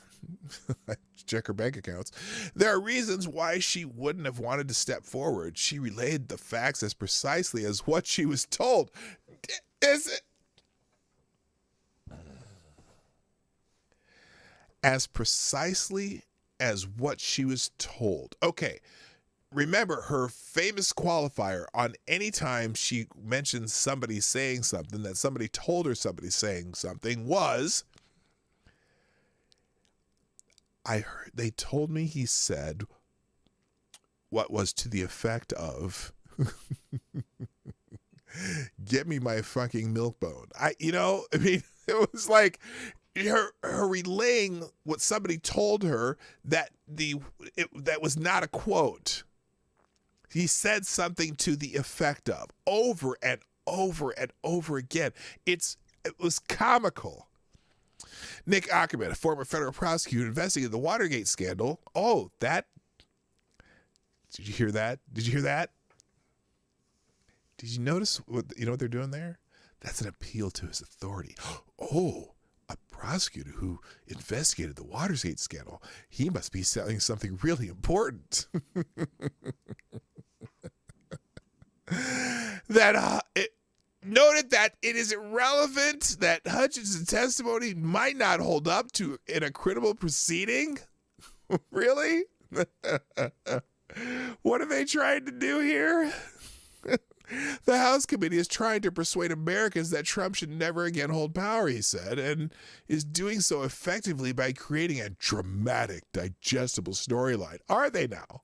Do you really think that there's a whole swath of rabid MAGA people, 75 million people who voted for Trump, who are looking at these hearings going, oh yeah, man, I'd never vote for that dude again. Let's say the 2024 races between Joe Biden and Donald Trump again. Do you think this testimony before the 2022 midterms, which apparently isn't swaying too many people who are going to vote in the midterms, would have even an inkling of effect on a race between Trump and Biden again? Well, unless there's a miracle on, what's that street that the White House is on? I don't know, whatever street. Pennsylvania Avenue? There's a miracle on Pennsylvania Avenue. She was very well prepared, Heckerman said. And yeah, because they had scripts for everybody. She knew all the questions in advance. They had this written out by a script writer, a producer at ABC News. Of course it was very well prepared. And the whole hearing is on the fucking Congress critters who are asking the questions are reading directly off a teleprompter. There's nothing to chance in these hearings. Duh! She was very well prepared. She was told when and what to say and when she would say it and how to order the questions. Of course she was prepared. Jesus Christ. And they minimized the risk by doing snippets on tape. You don't get to do this as a prosecutor where you put your witness on and do your summation at the same time. Yeah, this is not a hearing. There's no one opposing any of this. There's not even a countervailing questions. It's insanity. Thank you, Tyler Alexander, for sponsoring the show. Well, maybe I'm going to come back to that, Tyler. I'm going to read this. Then I'll be here. I'll come back to that. The committee aide called Hutchinson's testimony a landmark moment in the committee's work to uphold the rule of law and protect American democracy. Anyone who questions the gravity and impact of that hearing either didn't watch it, doesn't understand the committee's body of evidence, or has another agenda. Well, gee, someone who's in support of this whole fiasco is saying this is the greatest thing since sliced banana bread. By the way, my wife made some really good banana bread with chocolate chips in it. And I had one piece for breakfast this morning. I was so happy. Anyway, this... I'm not going to read the rest of this crap, but the idea that the Washington Post puts out an article, did it pay off? Did we get the walls to close in finally? Did we finally get did we get our bombshell? Jesus Christ. If you want to read the rest of that, I will be in the links, the archived link at least. All right, I'm going to move on because I can't do that anymore. Joe Biden. Oh, by the way, Joe Biden awarded Presidential Medals of Freedom. I never saw a ceremony, so I got this I read this on Friday afternoon, and for whatever reason, I don't see the ceremony. So on Friday, they said Biden to award Medal of Freedom to Biles, McCain, and Giffords. I'm like, oh my God. Posthumously, obviously, John McCain. President Joe Biden, and I found the list interesting, though. So I wanted to go through this Presidential Medal of Freedom list. This is the highest civilian honor. So this is not a military honor. This is a civilian honor. And then there's sports figures and entertainers and whatever. This is kind of one of those congratulations on being a success in some shit that you do in America award. And it's a high honor for the people who receive it. And many celebrities and actors and politicians and whatnot, business people have gotten the Congressional Medal of Freedom for great achievements, right? So this is this year's winners. President Biden will present the nation's highest civilian honor, the Presidential Medal of Freedom, to 17 people, including actor Denzel Washington, gymnast Simone Biles, and the late John McCain, the Arizona Republican, with whom Biden served in the U.S. Senate. In fact, Joe Biden is a recipient of the Presidential Medal of Freedom. He got it from Barack Obama. Biden will also recognize Sandra Lindsay, the New York City nurse who rolled up her sleeve on live television on November 2020 to receive the first COVID vaccine. Unfortunately, she has died of a heart attack. No, I'm just kidding. Sorry. That's so wrong. That is disinformation. She is still alive. Barely. Anyway, Biden's honor list, which the White House shared first with the Associated Press, includes both living and deceased honorees from the worlds of Hollywood, sports, politics, the military, academia, and civil rights and social justice advocacy. Yay. Biden himself is a medal recipient. President Barack Obama honored Biden's public service as a longtime U.S. Senator and Vice President by awarding him a Presidential Medal of Freedom in January 2017, a week before they left office, which was, that was cute. I mean, Joe Biden, holy shit, Joe's dumb as shit. The honorees who receive the medals from Biden have overcome significant obstacles to achieve impressive accomplishments in the arts, and scientists dedicated their lives to advocating for the most vulnerable among us and acted with bravery to change their communities and across the world while blazing trails of generations to come. All right, let's just go through some of these. Oh my God. I didn't even see that article. Anyway, the honor is reserved for people who have made exemplary contributions to the prosperity, values, or security of the United States, world peace, or other significant societal, public, or private endeavors, the White House said. So they started with Simone Biles. She's the most decorated U.S. gymnast in history, winning 32 Olympic and World Championship medals. She is an outspoken advocate on issues that are very personal to her, including athletes' mental health, children in foster care, and sexual assault victims. Very great. I think Simone Biles is a great person to receive the Presidential Medal of Freedom. Okay? Let's see. Lindsay, is that the nurse who got the jab first? Yeah, she's a New York City nurse. So she got the jab first. Lindsay became an advocate for stupid 19 vaccinations after receiving the first dose in the U.S. John McCain, who died of brain cancer in 2018, spent more than 5 years in captivity in Vietnam while serving in the U.S. Navy. Okay, that's not what he's being witnessed for. He's getting it for he later represented Arizona in both houses of Congress and was a Republican. Sorry. Presidential nominee in 2008. Biden said McCain was a dear friend and a hero. I'm not going to even say it.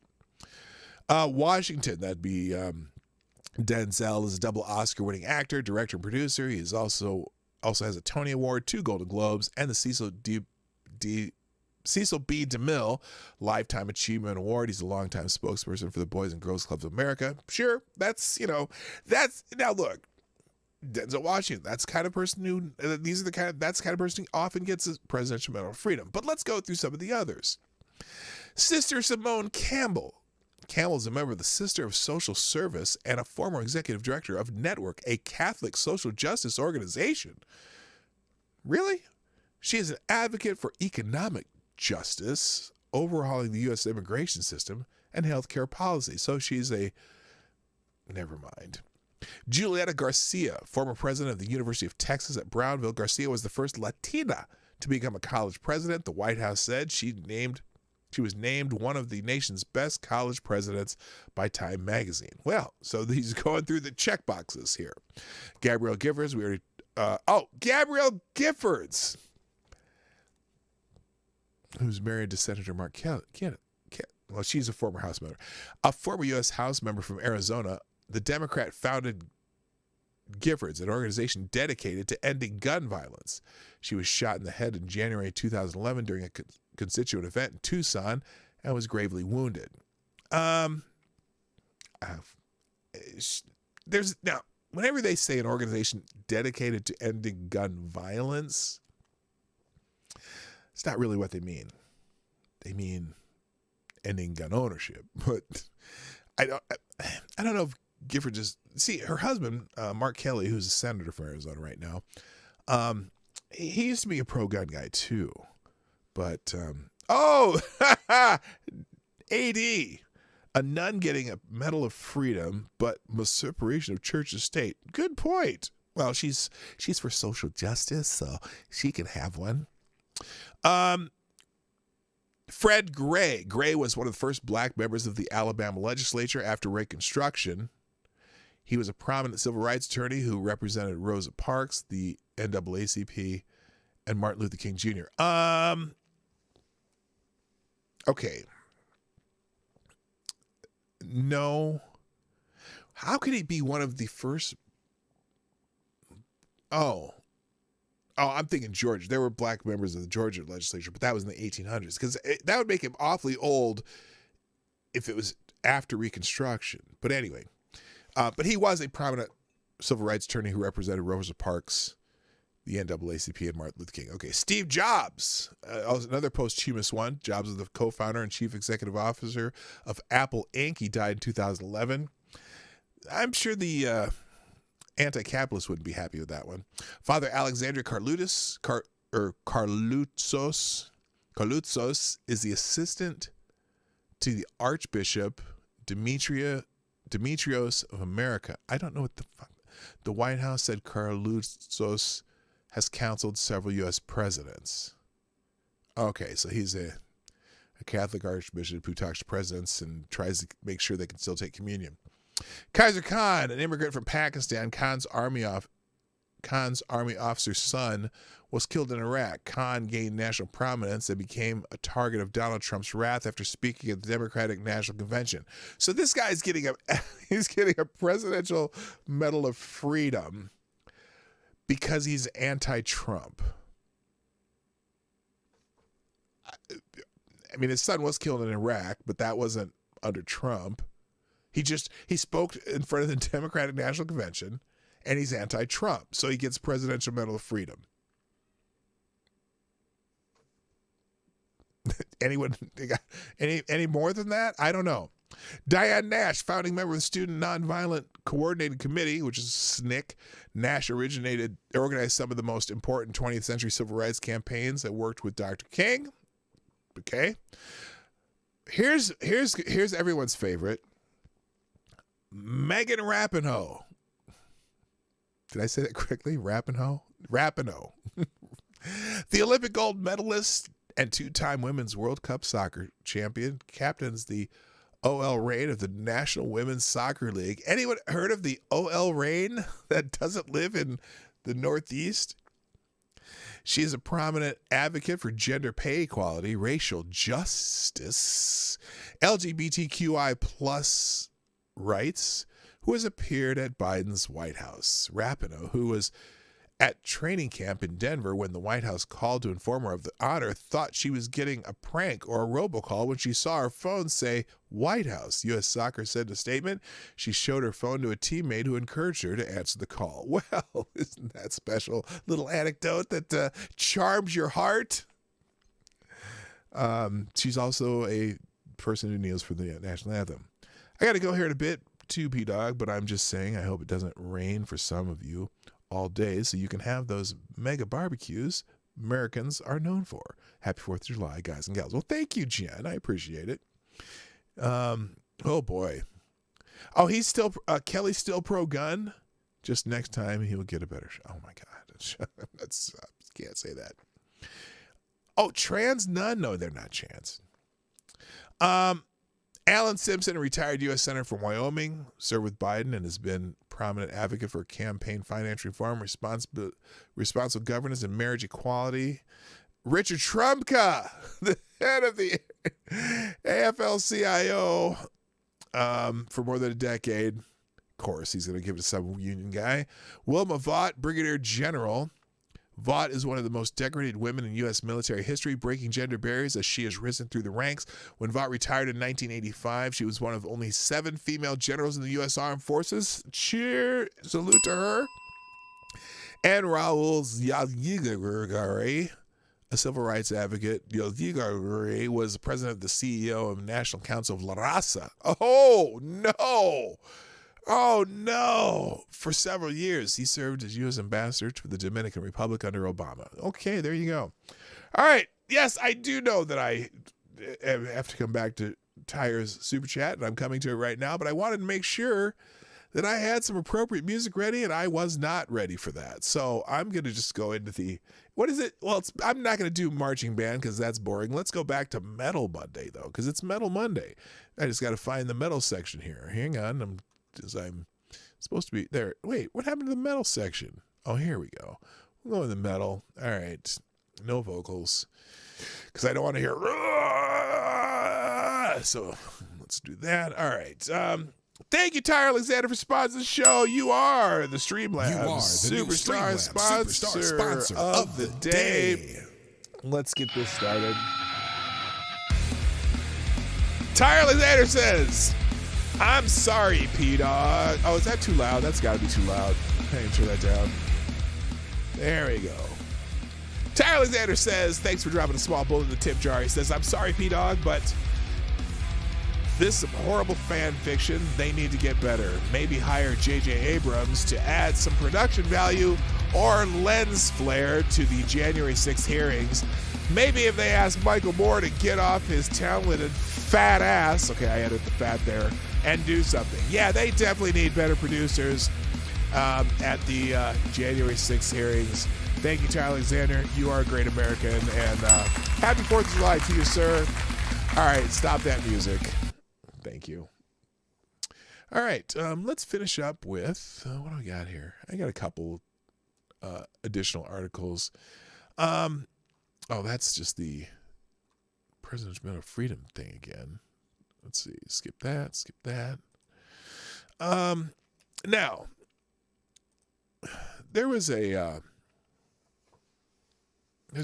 World War II veteran who had a video out, and some people are ridiculing the guy, and I feel bad that they're doing this, but because was upset that this isn't the country that he fought for, and it's changing to a country that he fought for. So a 100-year-old vet breaks down and says this isn't the country he fought for. Much of what American soldiers fought for in World War II has gone down the drain, according to U.S. Marine Carl Sperlin Deckel, who celebrated his 100th birthday last week. Deckel says serving his country in World War II was the most important thing he ever did, according to Fox 13, the veteran and Silver Star holder, who says he wouldn't hesitate to put his life on the line again, but regrets that the U.S. has slipped away from what he remembers. People don't realize what they have, Deckel told the outlet. The things we did and the things we fought for and the boys that died for it, it's all gone down the drain. We haven't got the country we've had when I was raised, not at all, he said. Nobody will have the fun I had. Nobody will have the opportunity I had. It's just not the same, and it's not what our boys, that's not what they died for. Deckel's statements came the same day the U.S. lost the last surviving Medal of Honor recipient from World War II. Herschel Woody Williams died Wednesday at 98 years old, surrounded by his family at a hospital named after him in his home state of West Virginia. Williams, also a U.S. Marine, received his medals for heroism from former President Harry Truman during the Battle of Iwo Jima in 1945. America's 63 living Medal of Honor recipients honored Williams in a statement to Fox News Digital. Quote, Friends and family of Woody Williams knew him as West Virginia's farmer's son and the youngest of 11 children who dutifully supported his family after his father died. They wrote in a statement through the Congressional Medal of Honor Society. Fellow Marines knew him as the corporal who volunteered for a mission on Iwo Jima to clear a lane through enemy pillboxes that were destroying American tanks. Veterans in the West Virginia knew him as their advocate through his work as a veteran service representative. Gold Star families knew Woody through his work raising money for scholarships and other programs through the Woody Williams Foundation. They continued. We, as fellow Medal of Honor recipients, knew him as our friend and as one of our heroes. We will miss him greatly. Williams echoed Deckel's sentiment of loss during an interview on Memorial Day, remarking to local media that he hoped to see a resurgence of patriotism in the U.S. I've been at this probably 25 to 30 times, but I believe today we have had more honorees than we've ever had before, and that's encouraging, William told WSAZ during a veterans event. It gives me encouragement that we're coming back and that we will again be that United States of America that had so much patriotism and love of country. So the Deckel's, here, I'll just play Deckel's thing here real quick. Just to let you hear it in his own words. As soon as this works, there we go. I don't know. I've lived a good life. I've had a lot of happiness, smiling, telling everybody that everything was beautiful every day. If I went into my church and didn't say everything was beautiful, they'd think I was sick. And I'm not that way. I mean, I sincerely believe in this old world that everything is beautiful. I mean, if I would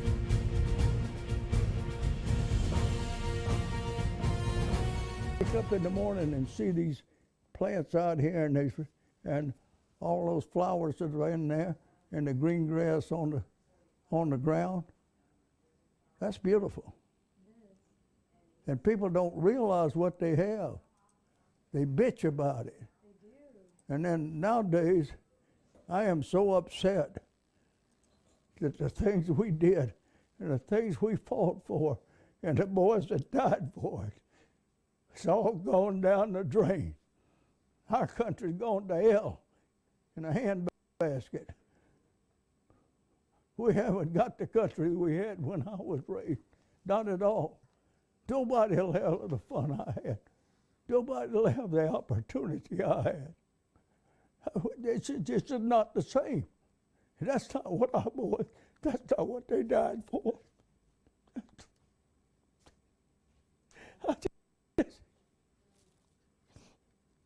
It's just not it. Darling, I'm so sorry. I'll be all right.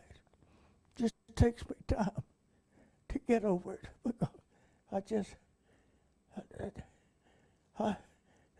why me? See, sitting here like this, see, all this going on. Listen, it's just, Emily, it's just not the same. That isn't what we fought for. Oh well. I should be worried about it, I guess. I'm 100 years old, they say. That one will be I'm my not, fault. I worry about it. Yes, I worry. That will be my fault. Yeah. Well, okay, you just remember everything's beautiful, and live every day to the fullest. Just enjoy everything you possibly can. So, his name. What's his name again? I'll as soon as I close this window here. Come on, computer.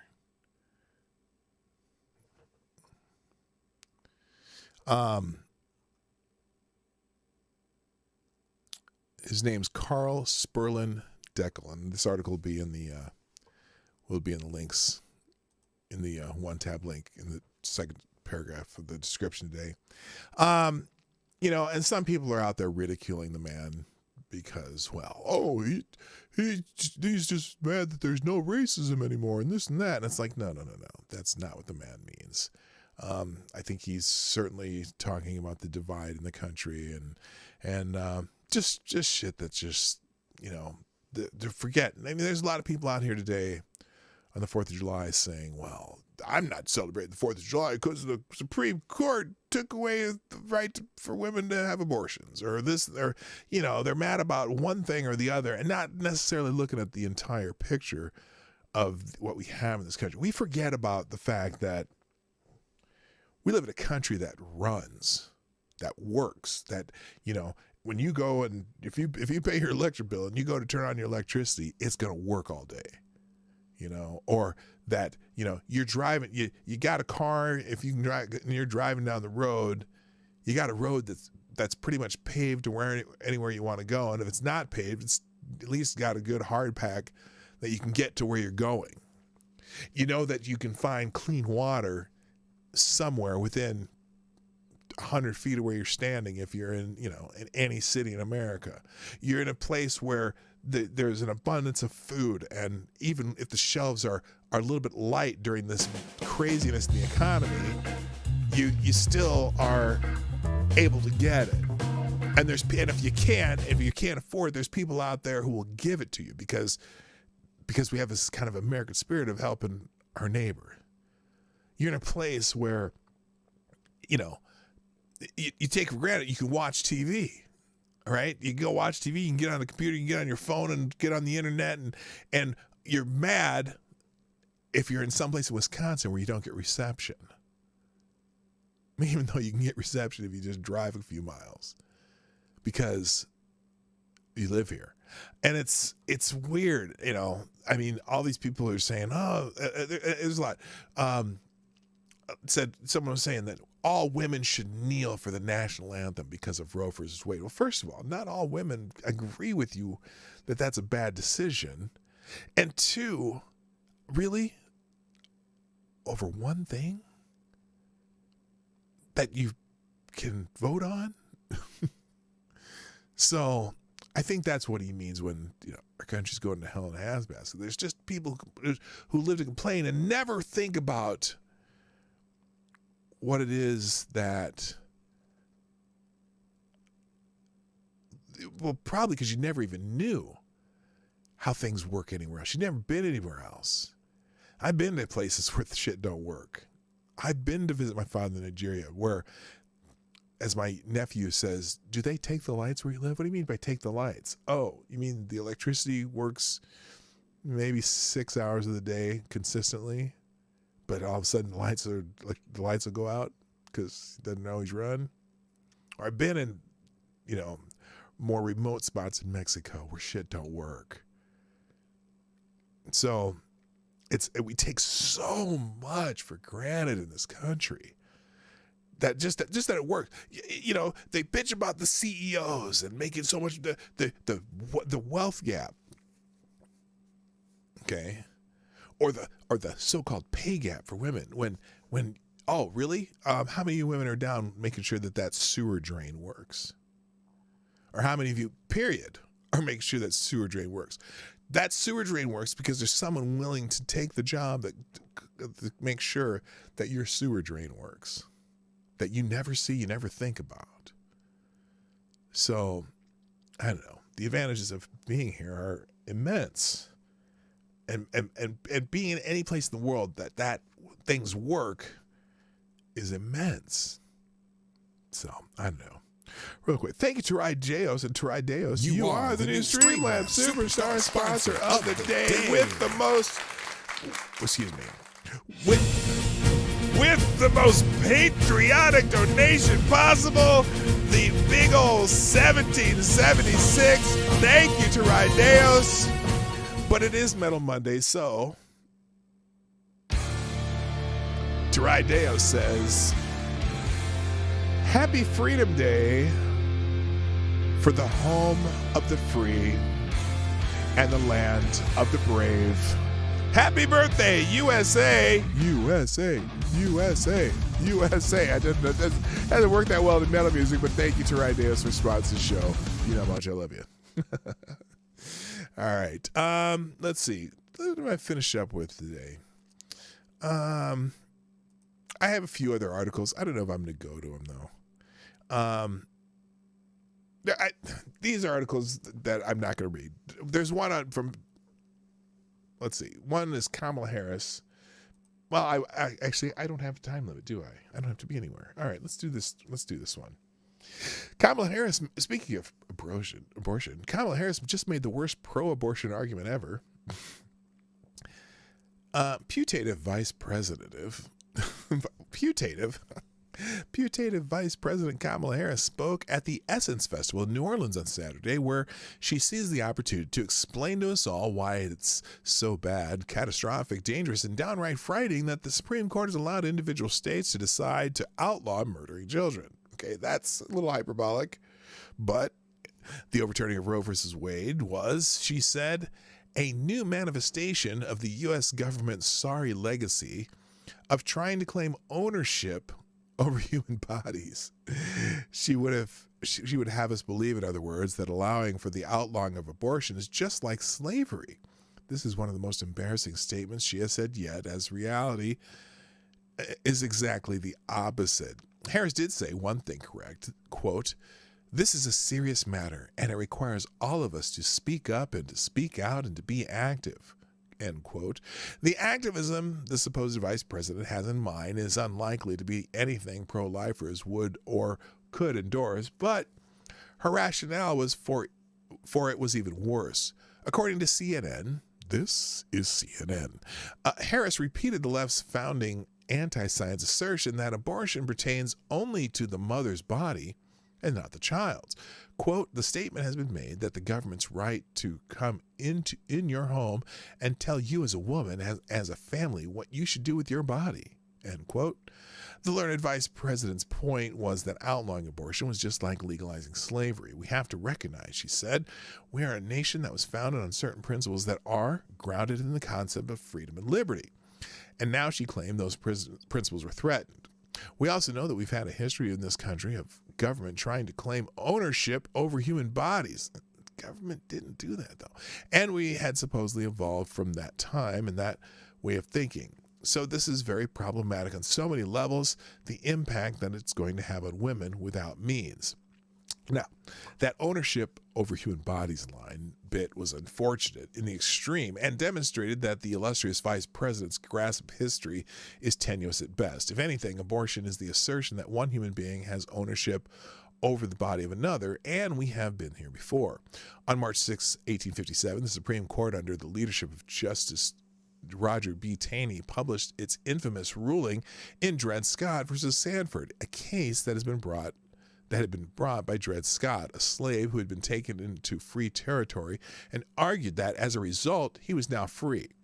The court voted 7-2 against Scott. In his opinion, Taney wrote that blacks were a subordinate and inferior class of beings who are not included and were not intended to be included under the word citizens in the Constitution, and can therefore claim none of the rights and privileges which that instrument provides for and secures to citizens of the United States. Dred Scott consequently was not even eligible to sue, and no word could be found in the Constitution which gives Congress a greater power over slave property or which entitles property of that kind less protection than the property of any other description. Thus, Congress could not prohibit slavery in any territory in the United States, or as Harris might have put it, the government had no right to come in your home and tell you what to do with your slaves.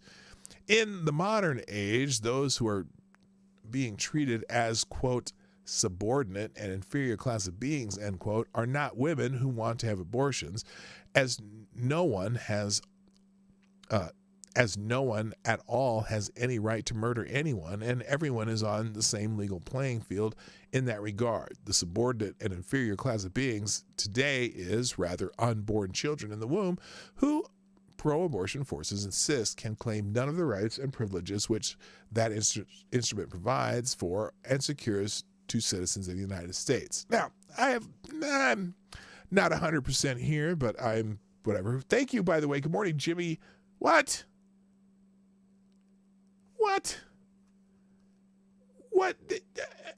who is this?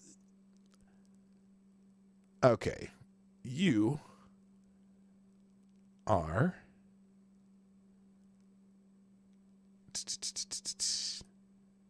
we're not having any of this. What the hell is that? You are whatever. And we're gonna God. Jimmy loves cock and he don't care. Well, you know what? You can love cock on your own time. Anyway, in trying to make the case for abortion, Harris recalled the foremost analogy to abortion in American history, slavery, a similar devaluing of the basic status of certain group of individuals as human beings. Harris' argument was akin to those defenders of slavery before the Civil War. Some Democrats apparently can't seem to change. So anyway, yeah, that's a weird way to argue it. Again, remember, I am, like I say, I am personally, I am believe in legal abortion to a very limited point. I'm not anti-abortion, but I'm definitely not pro-abortion. I think it's a gruesome practice and has a certain form of barbarism to it at certain, once you get to a certain point. To me, I don't know. So apparently this Jimmy subscribes specifically so that he could troll my chat. So welcome, Jimmy, to the subscriber base of my show. I really am curious why you decided to do that. What is your purpose, Jimmy, other than loving cock and not caring? So anyway, now in New York, they've seek to constitutionally enshrine abortion. Now, the Supreme Court said that these rulings need to go to the states. And so New York is a state that is following the Supreme Court's instructions in an interesting way. But you know what? That's what should be done. It should be a state-by-state decision. A special session of the New York but this is pretty wild. A special session of the New York legislature is preparing to double down on its slide into radical leftism with a constitutional amendment codifying abortion and contraception rights. Under the proposed amendment, abortion and contraception access will be guaranteed as a right, and any potential restrictions to New York's 24-week limitation on abortion will be disallowed. Now, that's the way the Supreme Court said it must be done. And so that's what New York is doing. And you can like it or not like it, or you can go into the legislative process. But it's interesting that they're going to make a constitutional amendment in the New York Constitution about this. While the proposed amendment is expected to pass both houses of the state legislature, the state must pass it again in the next legislative session in accordance with New York's process of amendment. From there, voters will decide via referendum whether or not the proposed amendment will be ratified. Democratic Governor Kathy Hochul, who has proven even more radically left-wing than her predecessor, Andrew Cuomo, called for the special session in response to the U.S. Supreme Court ruling in Dobbs versus Jackson. Hochul said that she refused to sit idly by while the Supreme Court attacks the rights of New Yorkers. Well, they didn't attack the rights of New Yorkers. See, see, there they go again. The Supreme Court didn't attack anyone's rights. In fact, they gave you the right to choose in your own state what your rules are going to be. Now, am I going to agree with every rule in every state? No, but I don't have to. That's just, again, she's not attacking the rights of New Yorkers because New Yorkers already had this right in their laws. So it didn't change anything in New York. The Supreme Court's decision did not change anything in the state of New York. But now the state of New York wants to make it even more of a right, which I'm trying to understand. But, to me, rights are things that don't involve other people. That's kind of the Bill of Rights and things. It's like what the government can't do to you. But it's not saying that if for example, I don't believe that healthcare is a right. Healthcare is a responsibility for you to find ways to be able to access health care, or if there are options you can find, you can go find them. But it's not necessarily a right. It's you don't have a right to someone else's time or effort. A right is something that is internal to you. So freedom of speech, I have the freedom to express myself. I have the freedom to protect myself. I have, I should have freedoms from the government that doesn't require the government to do anything or anyone else to do anything. I have those rights. Those are natural rights. If I lived in a world where there were no government, I would still have those rights. That's what a right is to me. But anyway, so she said that they were attacking New Yorkers. Conversely, some states are taking measures to affirm the protections of unborn life within their state constitutions. In Kentucky, a November referendum bill will potentially add language to the state's constitution that states, to protect human life, nothing in this constitution shall be construed to secure or protect a right to abortion or require the funding of abortion. The amendment would prevent any judicial legislative challenge from being made to Kentucky's ban on abortions, which is already in effect thanks to trigger legislation. Having already been approved by the state legislature, the amendment would cement a permanent end to abortion in Kentucky if a majority of state residents vote in favor of the referendum. In addition, Kansans are set to vote on a proposed constitutional amendment in August that will similarly declare the non-existence of a right to abortion in the state's constitution, enabling legislation to pass additional measures restricting abortion in that state. Now, I don't necessarily, I'm not in favor of those laws either. But I do think that I see this is one of those places where I'm on the European model, where a lot of these are much shorter terms than they allow in the United States. And I would prefer people just maybe don't fuck so much or whatever, or take precautions before you get to that point. But, there are certain exceptions that are rare that you have to account for. With states drawing battle lines in the debate over abortion, it appears as though states with bans on abortion are preparing to take measures to enforce the law against residents who travel out of state for abortions. Now that I completely disagree with. You cannot. You can't. That's one of those things where how do you have a constitutionally unchallengeable law that prohibits your citizens to going to another state to do something? It's like, okay, so I can't buy fireworks in Nebraska. Can I have a constitutionally? Can I constitutionally not allow Nebraskans to drive down to Missouri and buy fireworks and shoot them off in Missouri because I'm a citizen of Nebraska? That doesn't make sense. That does not make sense. I'm going to time it out. No one puts Jimmy in the corner.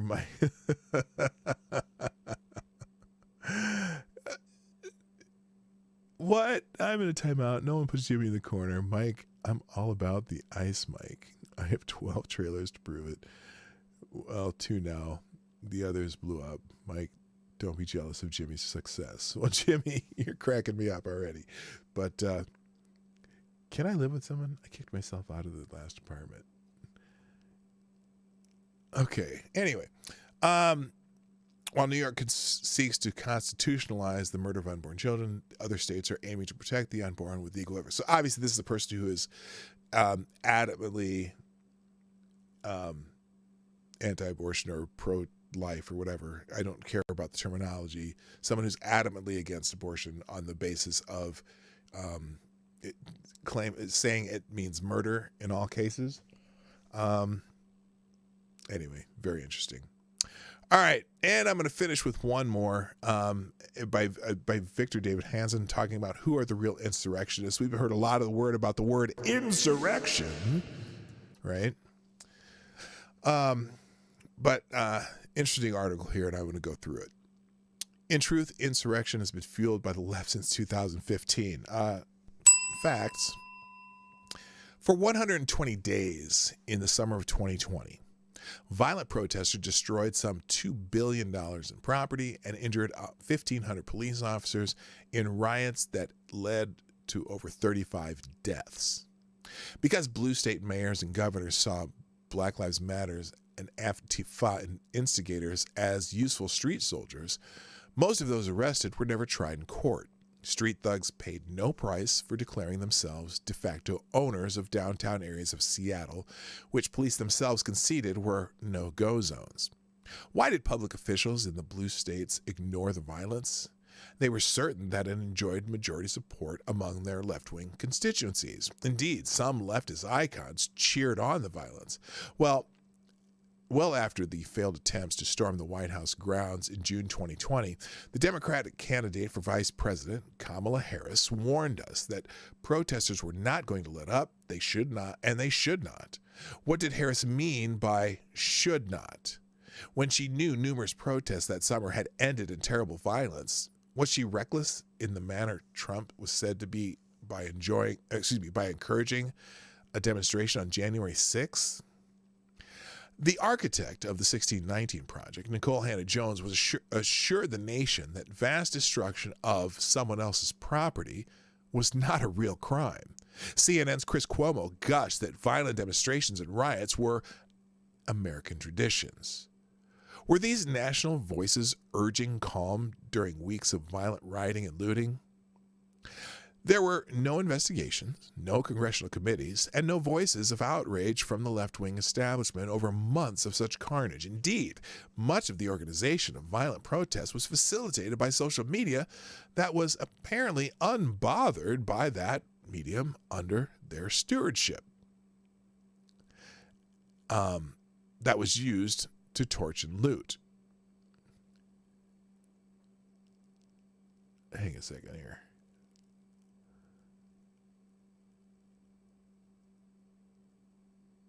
Okay, I don't know what's going on there. Anyway, Representatives Maxine Waters urged her followers to tail, dog, and get in the faces of Trump government officials to the point that they would lose their freedom to be even seen in public. Quote, "And if you see anybody from that cabinet in a restaurant, in a department store, at a gas station, you get out and create a crowd. You push back on them, and you tell them they're not welcome anymore, anywhere," she famously admonished. Corporations began boycotting events deemed illiberal in fears of being boycotted themselves. Not saluting the flag for professional athletes was considered patriotic. Saluting it, insurrectionary. Mobs of leftists, cheered on by Democratic grandees, began tearing down statues of Confederate generals, but only as a preliminary to defacing the Lincoln Memorial and other statues of Lincoln, Jefferson, and Frederick Douglass. From 2015 to 2016, former Secretary of State Hillary Clinton, with impunity, had wiped away thousands of her supposedly personal emails on a likely illegal private server. To cover her tracks, she ordered her devices destroyed, despite many being under subpoena. Clinton also sought to warp the entire machinery of the 2016 U.S. presidential election. Clinton's skullduggery was hidden behind three firewalls: the Democratic National Committee, the Perkins Coie legal firm, and the Fusion GPS opposition research firm to mask her likely illegal payments to that enlisted foreign national and ex-spy Christopher Steele to assist her campaign by destroying Donald Trump. Steele proved a clumsy, grifting con artist who tapped Clinton's money, her friends, and her former subordinates in concocting a fake dossier of gossip, lies, and slander aimed at rendering Trump unelectable. No matter, Steele used Clinton's State Department contacts and former government clients to compile and seed the lies among today's media to undermine her political opponent and sabotage the Trump presidency. The left, in revolutionary fashion, has waged a sustained and unapologetic attack on constitutional norms and long-held institutions whenever it senses they no longer prove conducive to its own radical agendas. Barack Obama declared during a funeral oration for the late Representative John Lewis that the filibuster was racist and must end, although as a senator, Obama had used it and declared it essential. The Electoral College, well, when the so-called, quote, blue wall, end quote, fell, it's transmorgified from valuable to a bankrupt fossil. In fact, the left has wanted to create two new blue states, the District of Columbia and Puerto Rico, to fast-track 4 left-wing senators and cram through a national voting law to make the state's constitutional prerogative to require voter IDs illegal. There is no border. For 2 years, Joe Biden, again, in true revolutionary fashion, has simply abrogated federal immigration law by fiat. In less than 2 years, he has welcomed 3 million illegal aliens without audit or stupid 19 test or vaccines during a pandemic which unvaccinated federal employees and military personnel faced dismissal. Biden had taken an oath to office to faithfully execute the laws of the United States, but then shortly thereafter destroyed immigration laws as we knew them. No prior president has simply rendered an entire corpus of law null and void. Fueled by leftist billionaires, the left waged a multi-year effort to elect big city district attorneys whose agenda were pure nihilism, to not enforce laws, to release arrested criminals without indictments, to end cash bail, and prematurely release convicted and hardened lawbreakers. The guiding principle was the revolutionary theory that the law was a simple construct used against marginalized people and the poor, and therefore simply be ignored or discarded. There is no longer free speech on college campuses. Guests who voice minority opinions are in danger of being shouted down or put into physical danger, with the near certainty that their attackers will face few, if any, consequences. Safe space dorms and graduation ceremonies, often racially exclusive, all knowingly in violation of the spirit and the letter of the once vaunted civil rights legislation. At many colleges, faculty and potential faculty are asked to write, quote, diversity statements, end quote, apparently an emulation of the old McCarthy, quote, loyalty oaths, end quote, that likewise serve both to eliminate any dissent and to frighten would-be apostates. Any dissident professor will have his biography thoroughly scanned for thought crimes and then be libeled as a racist or a sexist, as clear warning to others to keep silent. There is a revolutionary war now being waged against the Supreme Court because it no longer characteristically legislates from the bench. If the court was once beloved as an iconic institution that was sort of liberal judiciary, legislature, and executive all in one, it is now utterly despised as a counter-revolutionary. Indeed, it is declared illegitimate and its rulings to be ignored.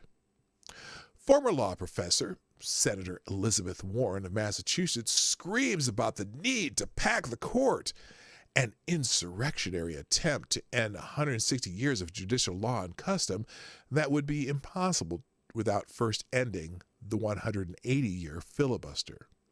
Senator Chuck Schumer of New York called out Justices Neil Gorsuch and Brett Kavanaugh by name at the doors of the court, issuing biblical warnings of violence to both. You won't know what hit you if you go forward with these awful decisions. What sort of force did a U.S. Senator refer to by screaming to a mob about what might hit the justices, or when he further threatened that the two have released the whirlwind and they will pay the price? What price? What whirlwind? Did such physical threats incite would-be nuts to seek out a court justice, as in the recent case of 26-year-old Nicholas John Rosk, arrested armed near the home of Justice Kavanaugh, who currently faces a charge of attempting to murder an associate justice of the Supreme Court? Illegally leaking rough drafts of future opinions is not now an unlawful but a voice of conscience, as long as it is seen as another effective leftist tool to intimidate conservative justices. Leftists, egged on by Democratic politicians, now routinely mass circle, shout, and seek to intimidate at the homes of conservative Supreme Court justices, a felony violation that has never been prosecuted.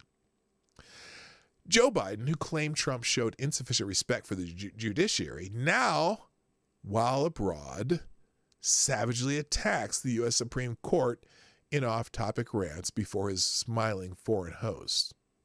In sum, laws are said to be irrelevant and to be ignored by states, cities, and counties at will, depending on their usefulness or impediments to the left's agenda. Indeed, leftists are at times states' rights extremists. They attack the federal government's authority on immigration issues and simply nullify it, as evidenced by 550 sanctuary city jurisdictions in blue states designed to render inert federal immigration laws.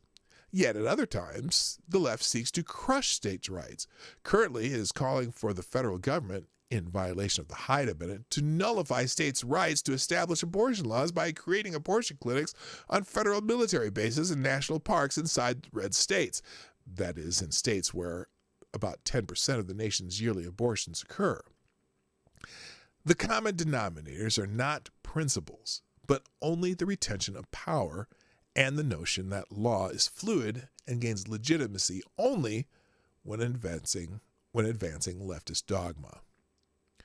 Former Obama administration director of national intelligence James Clapper and CIA director John Brennan both lied under oath without legal consequence to the Congress.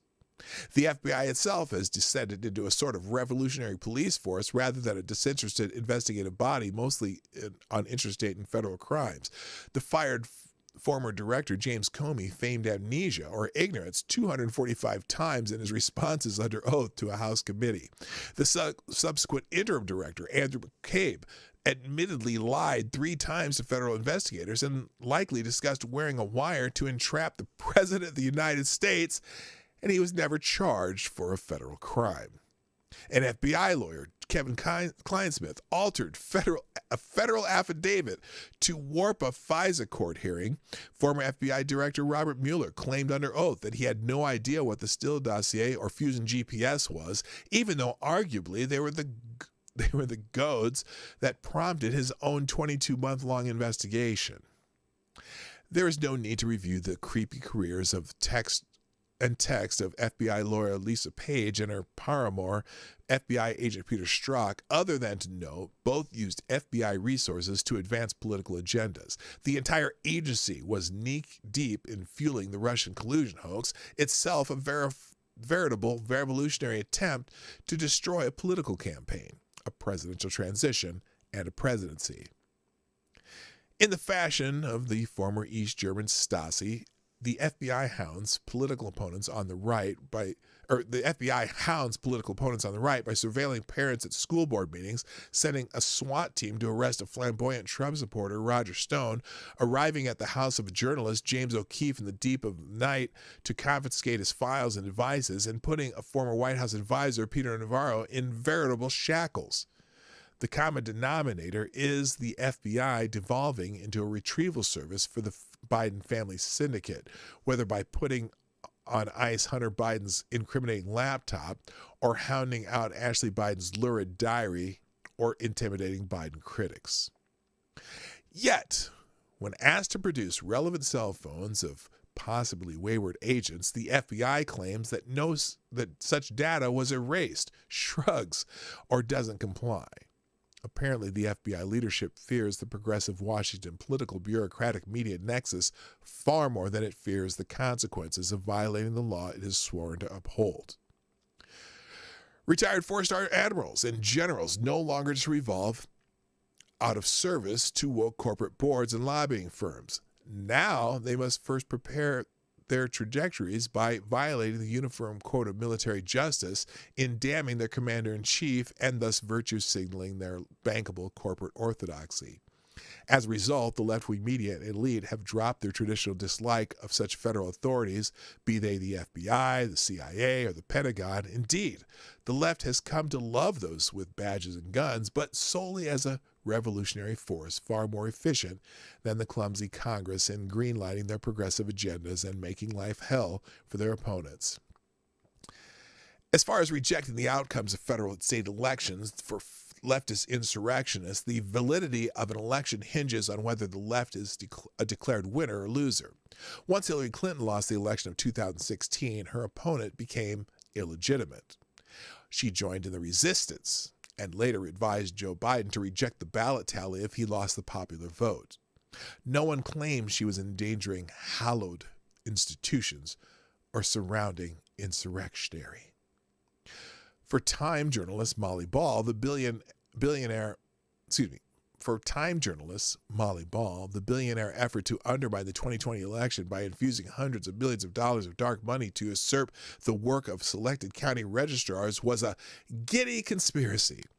For former Obama Pentagon lawyer Rosa Brooks in 2017, the 11-day tenure of a newly inaugurated President Donald Trump was already an occasion to weigh the relative advantages of either impeachment, invocation of the 25th Amendment, or a military coup to remove him. Failed Georgia gubernatorial candidate Stacey Abrams became a left-wing cult figure by touring the country claiming she was the real governor of her state, who somehow nonetheless and illegitimately had lost the campaign by 50,000 votes. As far as violence goes, the left has descended into full assault pornography over the last few years. Former Vice President and Uniter Joe Biden boasted that he would like to beat up President Trump. If I were in high school, I'd take him behind the wood gym and beat the hell out of him. Or, he's the bully who used to make fun of when I was a kid, that I stutter and I'd smack him in the mouth. Do we remember when Senator Cory Booker of New Jersey, another 2020 presidential hopeful, railed that, quote, "My testosterone sometimes makes me want to feel like punching Trump, which would be bad for this elderly, out-of-shape man that he is if I did that." Yeah, I'm so worried about Cory Booker's testosterone. This physically weak specimen. Robert De Niro similarly announced that he has his sights on Trump. I'd like to punch him in the face. Do such threats have consequences? Maybe. On the day that Trump was inaugurated, Madonna incited the crowd outside the White House by warning that she had thought of blowing up the White House. Comedian Kathy Griffin trumped that in a video in which she held up a facsimile of a decapitated Trump's head. Few today remember James Hodgkinson, a former Bernie Sanders campaign worker, and his 2017 attempt to assassinate Republican congressmen at a practice for a charity baseball game. So yes, let us fear that democracy is dying in media darkness. Real insurrectionists are seeking to dismantle the Constitution, to end centuries-long customs and traditions, to justify the use of political violence, and to disobey all the laws they find inconvenient. And that's that. So I know it's a long article, but it's funny how all those examples that Victor Davis Hanson gave, have you heard anyone describe some of these people, entities, agencies, whatever, as insurrectionists? No, they haven't. So, anyway, that's a long show for the 4th of July. Got the bonus plan today. If you haven't done so, please hit the like button right now. I'm sure that at some point you liked the show. At some point you did. Or some people are just trying to keep up with Jimmy Loves Cock and Don't Care. But I want to thank all of you today for joining me today, even Jimmy for joining me in the show. If you liked what you did, hit the like button. Please share the stream before, during, and after the stream. Please, if you're watching on a replay, put a comment in the comment section. Thanks to our sponsors, Ty Alexander and Tarai Deos. Tarai Deos, you are the Streamlabs Superstar sponsor of the day. And I'll be here my normal week. It's Monday through Friday, 10 o'clock, the Morning Night Live. I greatly appreciate those of you who hang out in the chat and support the show and listen to the show and come back now and again. Some of you more often than others, but I appreciate even the occasional viewer. It's great to have you. But that's it for today. I'm going to go enjoy the day with my wife and a couple friends who are going to hang out at our house and barbecue and sit by the pool. Maybe even go in it because it's nice and warm right now. Ladies and gentlemen, it's time for me to go. My name is P-Dog Knight, and I'm out of here. Bye-bye. Hey, this is P-Dog Knight, and thank you for watching today on the P-Dog Knight channel. If you have an observation or remark you'd like to make about this video or my channel, I absolutely welcome you to write it in the comment section down below. I really look forward to hearing from you. And before you go, if you like what you saw but you're not already subscribed, please make sure you hit the subscribe button and definitely click that bell that pops up afterwards so you'll be notified when I post new videos or when we go live. I broadcast my live show, The Morning Night Live, Monday through Friday at 10 o'clock Eastern, 9 o'clock Central. A special thank you to all the supporters of this channel who share our videos on social media and who make donations through Streamlabs, YouTube, Venmo, and Cash App, which are all linked in the description down below. Thanks again, and until next time, I'm P Dog Knight, and I'm out of here.